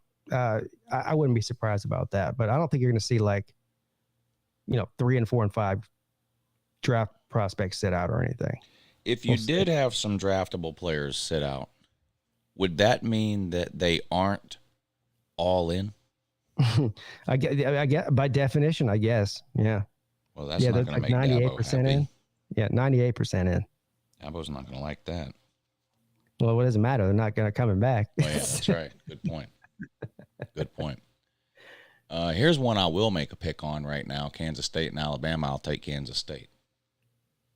Kansas State and Alabama in the Sugar Bowl. The Sugar Bowl, and I will take Bama in that one. I mean Kansas State in that one. Bryce Young sitting out? I don't know. I think Will Anderson will. Yeah. Bryce Young will probably sit out. He'll blame his shoulder. He's got that to lean on. He can say, "Well, my shoulder still hurts, so I better sit this one out." I did that at the Slob Olympics, but the problem was I hurt my shoulder in the last event. So yeah, but you didn't sit out the Lunch Money show the next week. You still showed up for the Lunch Money show. Yeah, I still showed up. Yeah. Yeah. That's right. You were all in. I was all in. Yeah, I don't opt out, man. Yeah, I don't opt out. I when I commit to something, I'm all in. Yeah. Yeah. No, but yeah, that's actually a good game, I think. I think that Kansas State is a little bit I hate to use this word, underrated, because I think they're properly rated as far as their ranking and whatnot. But no, I think they're a sleeper team. They could definitely give Alabama some trouble. Yeah, the perception of Kansas State is better than the perception of Kansas State. Absolutely. Yeah. There you go. Iowa and Kentucky. Oh my God, wake me up when that one's over. Disappointment bowl right here. Look at the over/under, Pete. You gonna take the over? No, give me the under. It's gonna be 9-7, dude. It's gonna be 9-7. That's the final score. Maybe even 7-6. I don't know. Any Kentucky fans in here? I don't know. Is Will Levis gonna sit that out? I don't know. I haven't heard. Well, they told me back in week 3 that he was about to be the first overall pick in the history of the picks. Right. Yeah. So I don't know which day. Bama Mike, what's up, buddy? He says, "Thank God I can finally enjoy the best damn show on YouTube again with no Edward. Damn buzzkill." Damn. Yeah. He keeps emailing me. Well, the season's almost over. The show's about to go back to being about nothing again. Yeah, we'll bring him on maybe after the national title game. We might have to bring him back. Yeah, maybe after the national title game, we'll bring him back for a little while. See if he can behave. I don't know. I don't even know if he still does his live streams. I haven't noticed it on my phone lately. I haven't either. And he hasn't contacted me or come on my show. Like, he's totally in the dark now. I guess I don't know if I told you, but he sent me an email 2 or 3 weeks ago that apparently he gave his phone number out on a live stream to those, he had some strange characters hanging around over there. Yeah. And I guess he kept getting a bunch of threatening phone calls, he told me. I'll pull Edward's emails up and well, here's the funny thing about that. Well, it's not funny. All right. So the threatening phone call is not funny. That's not what I'm saying. It's funny. But what is kind of interesting is the fact that Edward doesn't have a phone. So whatever threatening phone calls he says that he was getting had to have been on a landline. Oh yeah, that's right. And so that means that his parents probably answered some of those, which is probably one of the reasons he's not on the internet anymore. Yeah. If I had to guess, he might have got his AOL account suspended by his parents. I don't know. I hope not. All right, we'll come back to the 2 playoff games in a minute. Mississippi State and Illinois. I'm. You know what? I think I'm gonna. I might take Illinois in that. Damn, Brett Bielema and Bigfoot. Yeah. Oh shit! It's a sweating contest. Who could sweat more on the sideline? That might be a low scoring game too. Probably will be. What's the over under on that one? 46.5. Shit, I might go under that. Purdue and LSU. I'm curious who plays quarterback for LSU in this game.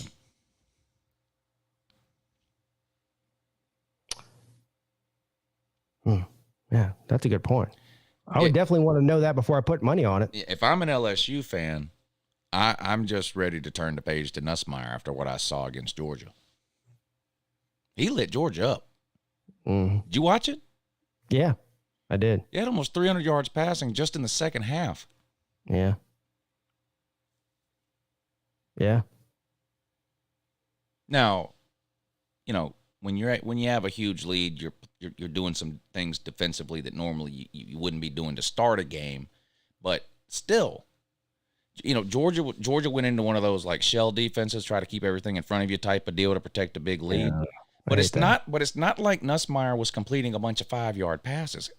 He was still completing 20 and 30-yard passes downfield. I mean, he looked really good. He looked really good. I mean, you don't see very many people do that against that Georgia defense. So, do we hear this from Kirby or the defensive staff from Georgia? As oh well, we didn't game plan for him. No, Kirby just came out and said that's unacceptable. Mac Brown, he said they didn't spend 2 seconds scouting Cole Klubnik, and everyone's like, "Why not? He's been on the verge of taking the job over since week 1, literally. Like, why would you not prepare for him?" I guess in his defense, there was really there was that much tape on him, but to not prepare for him. So, yeah, I'm with you. Who are they going to start? That would affect my bet in this game. No doubt. I like LSU in that one, depending on who all's playing, but we'll see. Tulane and Southern Cal. Now, and Southern Cal's only favored by 2 here. I don't know if they'll have a lot of players sit out. Or Caleb Williams is a true sophomore. He has to come back next year, so I'm assuming he'll play in this game. Some of their, like maybe Jordan Addison sits out. They got some guys that hit the portal today too. But that's an interesting game. That is. Has Clemson ever, Georgia played in one of these, Georgia played a group of 5 in a New Year's 6 game. Has Clemson ever played a group of 5 in a New Year's 6 game? Yes. Who'd they play? In a New Year's 6 game, maybe not New Year's 6 game. I'm trying to think. It's not a fun situation to be in as a fan. State. It's not any fun as a fan of a big boy team to play in one of these games because it's a no-win situation. Georgia beat Cincinnati. Oh, well, it's Cincinnati. You're supposed to be. That's what everybody said. And then God forbid you lose. You hear about it for the next 5 years. I don't like these games. There you go. USF in 2010, but that wasn't a New Year's 6 game, I don't think. There was no such thing as the New Year's 6 in 2010. No, that was it wasn't a New Year's 6 game. So I guess no. You only had the BCS bowls. Yeah. But Tulane is a good team. Tulane can beat Southern Cal. They're a good team. They beat Kansas State, right, early in the year? Isn't that or was it Oklahoma they beat? Yeah. Southern Cal should be on upset alert here. Yeah. No doubt. No doubt. Only 2 point. I mean, that tells you all you need to know about that. But yeah, there's going to be a lot of turnover at USC. You're going to have some guys opt out. You got guys transferring. That's a rough one. Over under 62 and it's only 2 points. So they think Tulane's going to score. It's both these teams are going to score in the 30s. Yeah. I like that game. I don't know what game that is. Oh, is that the? That's the Cotton Bowl. Cotton Bowl. Yeah, that's the Cotton Bowl. Yeah, that'll be a good one. Utah and Penn State, I think, will be a good one. That is a good one. Yeah, you start getting into these later games. There's some good ones in there. Yeah, I like this Utah-Penn Yeah, State Utah and game. Penn State. That's a really good one. I wonder if Sean Clifford will play quarterback or if Penn State will go with that younger guy to sort of turn the page on Sean Clifford. I don't know. But that'll be a good one. It's interesting also that Penn State's the underdog here. And I mean, I actually agree with that. I probably would pick Utah to win this game. Pete, I don't want to give out any spoilers here, but DraftKings already has Michigan versus Georgia on January 9th. I know. I see these the futures here. They have every scenario. They have Michigan and Georgia. They also have Georgia TCU.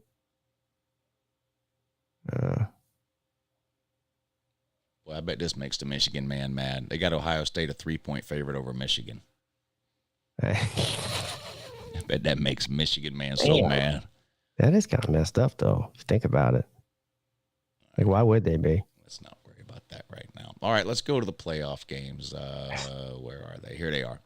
So TCU and Michigan. Michigan's an 8-point favorite. Now, generally in playoff games, we get at least one blowout. Some years, both games are blowouts, but we almost always get at least one blowout. I don't think Michigan and TCU is going to be a blowout. I don't know how anybody can watch TCU and go, yeah, we're going to beat them by 30. I wouldn't think Georgia would beat. TCU just won't give up in a game. They don't go away. So I don't know. I think this could be a good game. I actually think both of these games could be really good games. Yeah, I agree with you. I wouldn't, man. Max Duggan is so much fun to watch. He's so much fun to watch. I don't want to give my final pick right now, but I think 8 points is too much. If I had to bet right now, I would take TCU with the points. But I want to see more about who's playing, who's not playing, injuries, and everything else before I make that determination. But yeah, I think this is a good one here. And I don't think, like you said, the people are just kind of like dismissing it as it's going to be a blowout. I don't think so. And I don't think either of these lines are going to move very much, one way or the other. Probably. Ohio State and Georgia.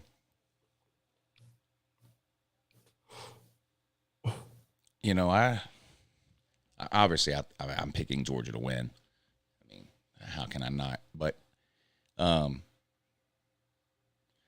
think there's a couple of different scenarios. I think one scenario is kind of the Georgia versus Alabama SEC championship game from last year scenario, where C.J. Stroud comes out hot with NFL wide receivers and throws the ball all over the place and beats Georgia by 2 touchdowns. I also think there's a scenario where Ohio State comes out, can't gain a yard on the ground, can't protect C.J. Stroud, and Georgia offensively overwhelms Ohio State's lackluster defense, and Georgia wins by 2 touchdowns. And then I think there's a third scenario that falls somewhere in between where it could be a really close game, but it could be the type of thing where you might know what's going on in that game pretty early on. If C.J. Stroud looks like Nussmeier, that could. First of all, to the Georgia fans that say there's no way we're losing to Ohio State, there's definitely a way Georgia loses to Ohio State. Ohio State is a very good team. And I would remind Georgia fans about last year's SEC championship game. In other words, it's possible for a really good team to play a really bad game. And that, we don't know. That could be what happened with Ohio State and Michigan. Now, I tend to think that's not the case, because the same reasons and issues that plagued Ohio State in this year's Michigan game have been issues that have plagued Ohio State for 2 years now, with some of the issues they have along the lines of scrimmage and some defensive issues. But just because Ohio State lost to Michigan and it wasn't close, that's not enough reason to pick Georgia in this game. You have to have some other reason. Georgia got beat like a drum in the SEC championship game, turned around a month later, and they were the best team in the country. So this idea that, Ohio State can't compete with Georgia, there's no way they can win. There's definitely a way Ohio State can win this game. There's definitely a way. Oh. I'm not picking Ohio State, but I'm just see a lot of Georgia fans, and I know how it is to be a fan and be a homer. I am. But I just see a lot of people saying, they got blown out by Michigan, there's no way they're beating Georgia. That's not a reason. There are legitimate reasons to pick Georgia in this game. Ohio State getting blown out by Michigan isn't one of them. Just like there are legitimate reasons to pick Ohio State, Georgia struggling against Mizzou isn't one of them. You're gonna if you're an Ohio State fan and you think you're winning the game because Georgia struggled against Mizzou, you got to come up with something better than that. And Georgia fans got to come up with something better than, you got blown out by Michigan. Doesn't have anything to do with it. Football's about matchups. Here's what I'll tell you: if you're gonna beat Georgia, Ohio State is the kind of roster you have to have. That's what I'll tell you. You have to have a quarterback that can throw all over the field and receivers that can catch it. There's no other way to beat Georgia offensively. There's not, because you're not running the ball on Georgia. No one does. No one has in 5 years. It's not. Ohio State's not going to suddenly figure it out. And C.J. Stroud is not a running quarterback. So. Yeah, therein lies the problem. I disagree with you, Lou. I think the TCU and Michigan game has a better chance of being close. I hope I'm wrong. I could care less who wins this game between Ohio State and Georgia. I know I go back and forth with Ohio State people a lot because we played them a lot more since I've been on YouTube than we played Georgia. That's what really all there is to it. But at the end of the day, I really don't care who wins this game. I just think this is a mismatch of epic proportions. I think that actually what you've been saying over the past several weeks is pretty close to the truth. I know you're trolling and shit talking, half of the time, but there's some truth to the fact that Georgia is just a better version of Michigan. I agree completely, 100%. If Ohio State plays like that, the result will be the same. You saw how that turned out, and of course that was just one game on one day. That doesn't mean it's going to happen every time, but I don't know. I think this is a mismatch for Ohio State. They have their one-dimensional offense, and their defense is suspect at best. And I just don't think you're going to beat Georgia being a one-dimensional on offense. So, yeah, they have C.J. Stroud. They have some NFL wide receivers. One of them's opting out for the draft. I know they still got a bunch more. But I think this is it's a mismatch. Georgia's going to do, I think, a lot what Michigan did and just run down their throat. I mean, Stetson Bennett doesn't have to be a Heisman candidate to win this game. He just needs to not turn the ball over. Yeah. But you're right, though. If Georgia has one of those days, because we've seen them get burned through the air, right? Georgia's secondary has been burned a few times this year. They got burned against Missouri. They got burned in the second half against that LSU quarterback that came in. So, yeah, that could definitely keep them in. They're better than Missouri, and they're better than LSU. There's no doubt about that. Yeah. But I actually tend to lean heavy Georgia here. Yeah, I think there's more scenarios in which Georgia wins this game than there is Ohio State. I mean, that's one of the reasons they're favored by almost a touchdown. But there's a couple of different ways where Georgia can win the game. I mean, you think what you want about the secondary. Keely Ringo hasn't played well the last couple of games. Well, if Ohio State's offensive line can't protect C.J. Stroud, that negates any advantage their receivers might have over the DBs. So that's one scenario. There's also a scenario where Keely Ringo is going to be a top 10 pick. He's going to be the first corner taken. So did he play well against LSU? No. But he's the best draft eligible corner in all of football, according to the NFL. So he's really good. If Ohio State defensively can't stop the run, which they've had issues doing against every team that can run, there's no scenario where Georgia runs for 200 yards and loses. And I think there's a good chance Georgia runs for 200 yards. I mean, I think Georgia's going to win. I just see a lot of people saying there's no way Ohio State can win. There's obviously a way. They're the second or third most talented team in the country. They were ranked in the top 3 all year until they lost to Michigan 2 weeks ago.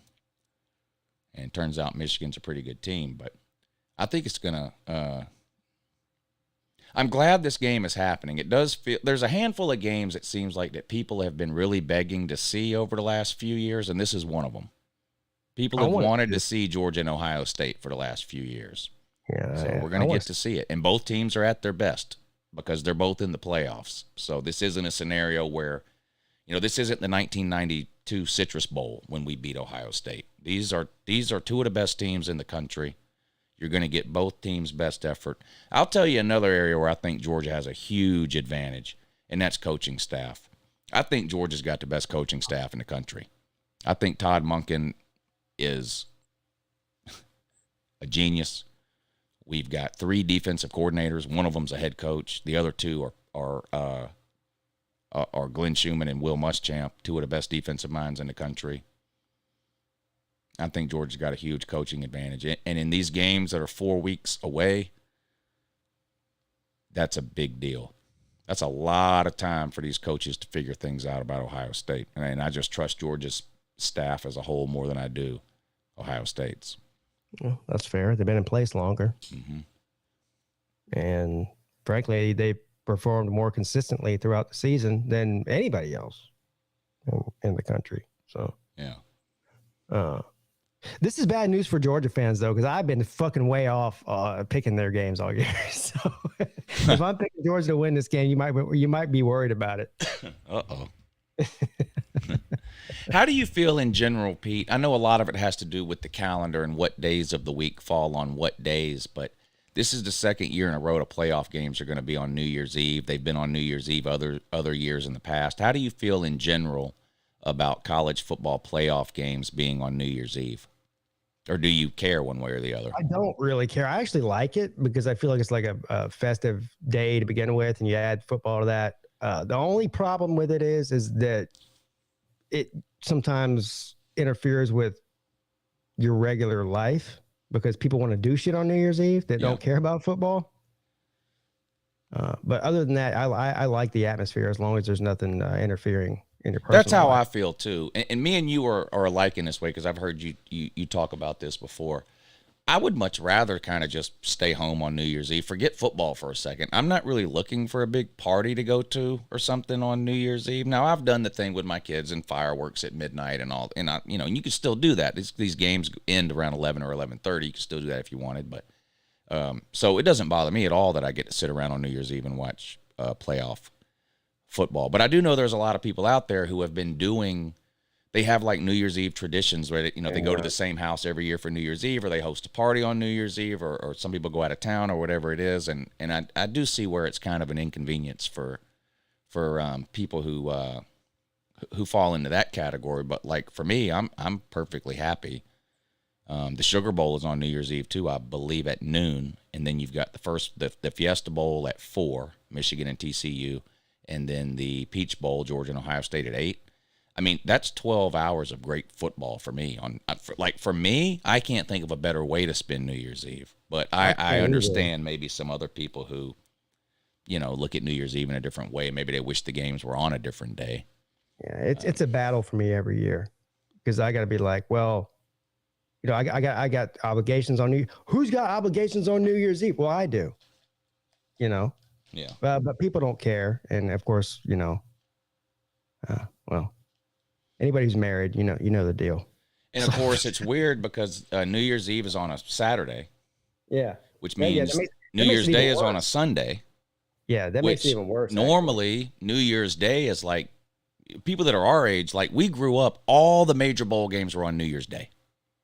Right? Before the BCS and the playoffs and all that, everything was on New Year's Day.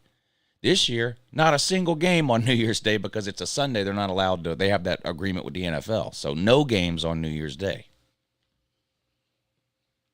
Well, anybody who was ever doubting my fandom, last season, I went to a wedding on New Year's Day. Oh. And I'm telling you, I was in the wedding, and I almost ended friendships over that. Because when they told me that we're getting married on New Year's Day, I go, okay, that's great, except for the fact that I won't be there. And they're like, oh, what do you mean you won't be there? Well, make a long story short, I ended up having to go because at the end of the day, it wasn't my choice. But Yeah, I almost ended a friendship over New Year's Six football games. So I don't ever hear about me being a fake fan ever again.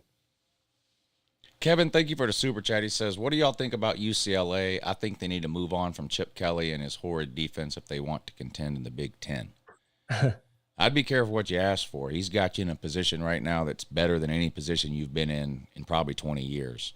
Mm. But, I mean, I understand the frustration, but I'm not sure now would be the time to make a move. Michael Burden, thank you for the super chat. Lou, still waiting for the smack talk on OSU. Oh, don't worry. There's 27 days left between now and the time that game is played. I haven't got started on the ball, man, yet. Yeah. I'm looking forward to that. I've got at least one Ohio State video I'm doing this week. At least one. Already know what it is. So you're gonna have fun with them. Oh, I can't. Yeah, it's gonna be so much fun. Trust me. Believe me. They're the cream of the crop. Oh yeah. Yeah. There's Mike Luca. He says Michigan's premier win is against Ohio State, who's softer than doo-doo. If Maryland and Indiana can be down one possession against Michigan in the fourth, why wouldn't TCU play close / beat them? Yeah, I think that could be a good game. We talked about that, Michigan and TCU. That will be a good one. Thank you for the super chat, Mike.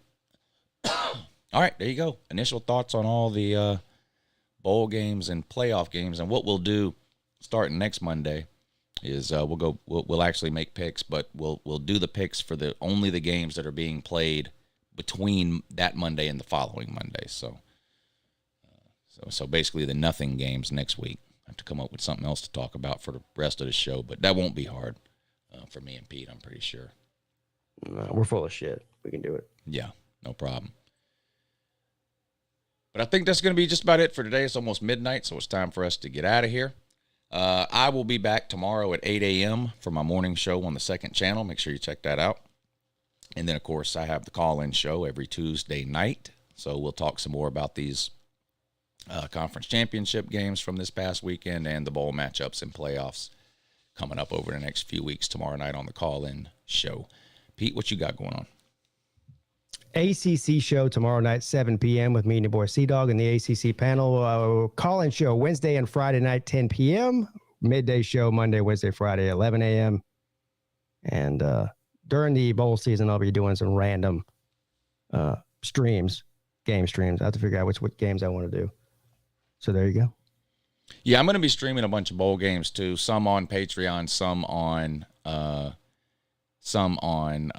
YouTube. But like Pete said, I'll let you know. At least a few days in advance when that's coming up. We don't have any bowl games. The bowl games start not this coming weekend, but next weekend. So we still got 11 days, I think, until the bowl games start. So. I'll keep you up to date on that too. But we appreciate everybody tuning in tonight. We had a good time. I hope you did too. Again, me and Pete do this every Monday night at 10 p.m. year-round. Make sure you're subscribed to Pigskin Pete. If you're not, for whatever reason, I'm not sure what's wrong with you, but make sure you subscribe to Pigskin Pete. We appreciate y'all tuning in. Enjoy the rest of your week, and have a good morning.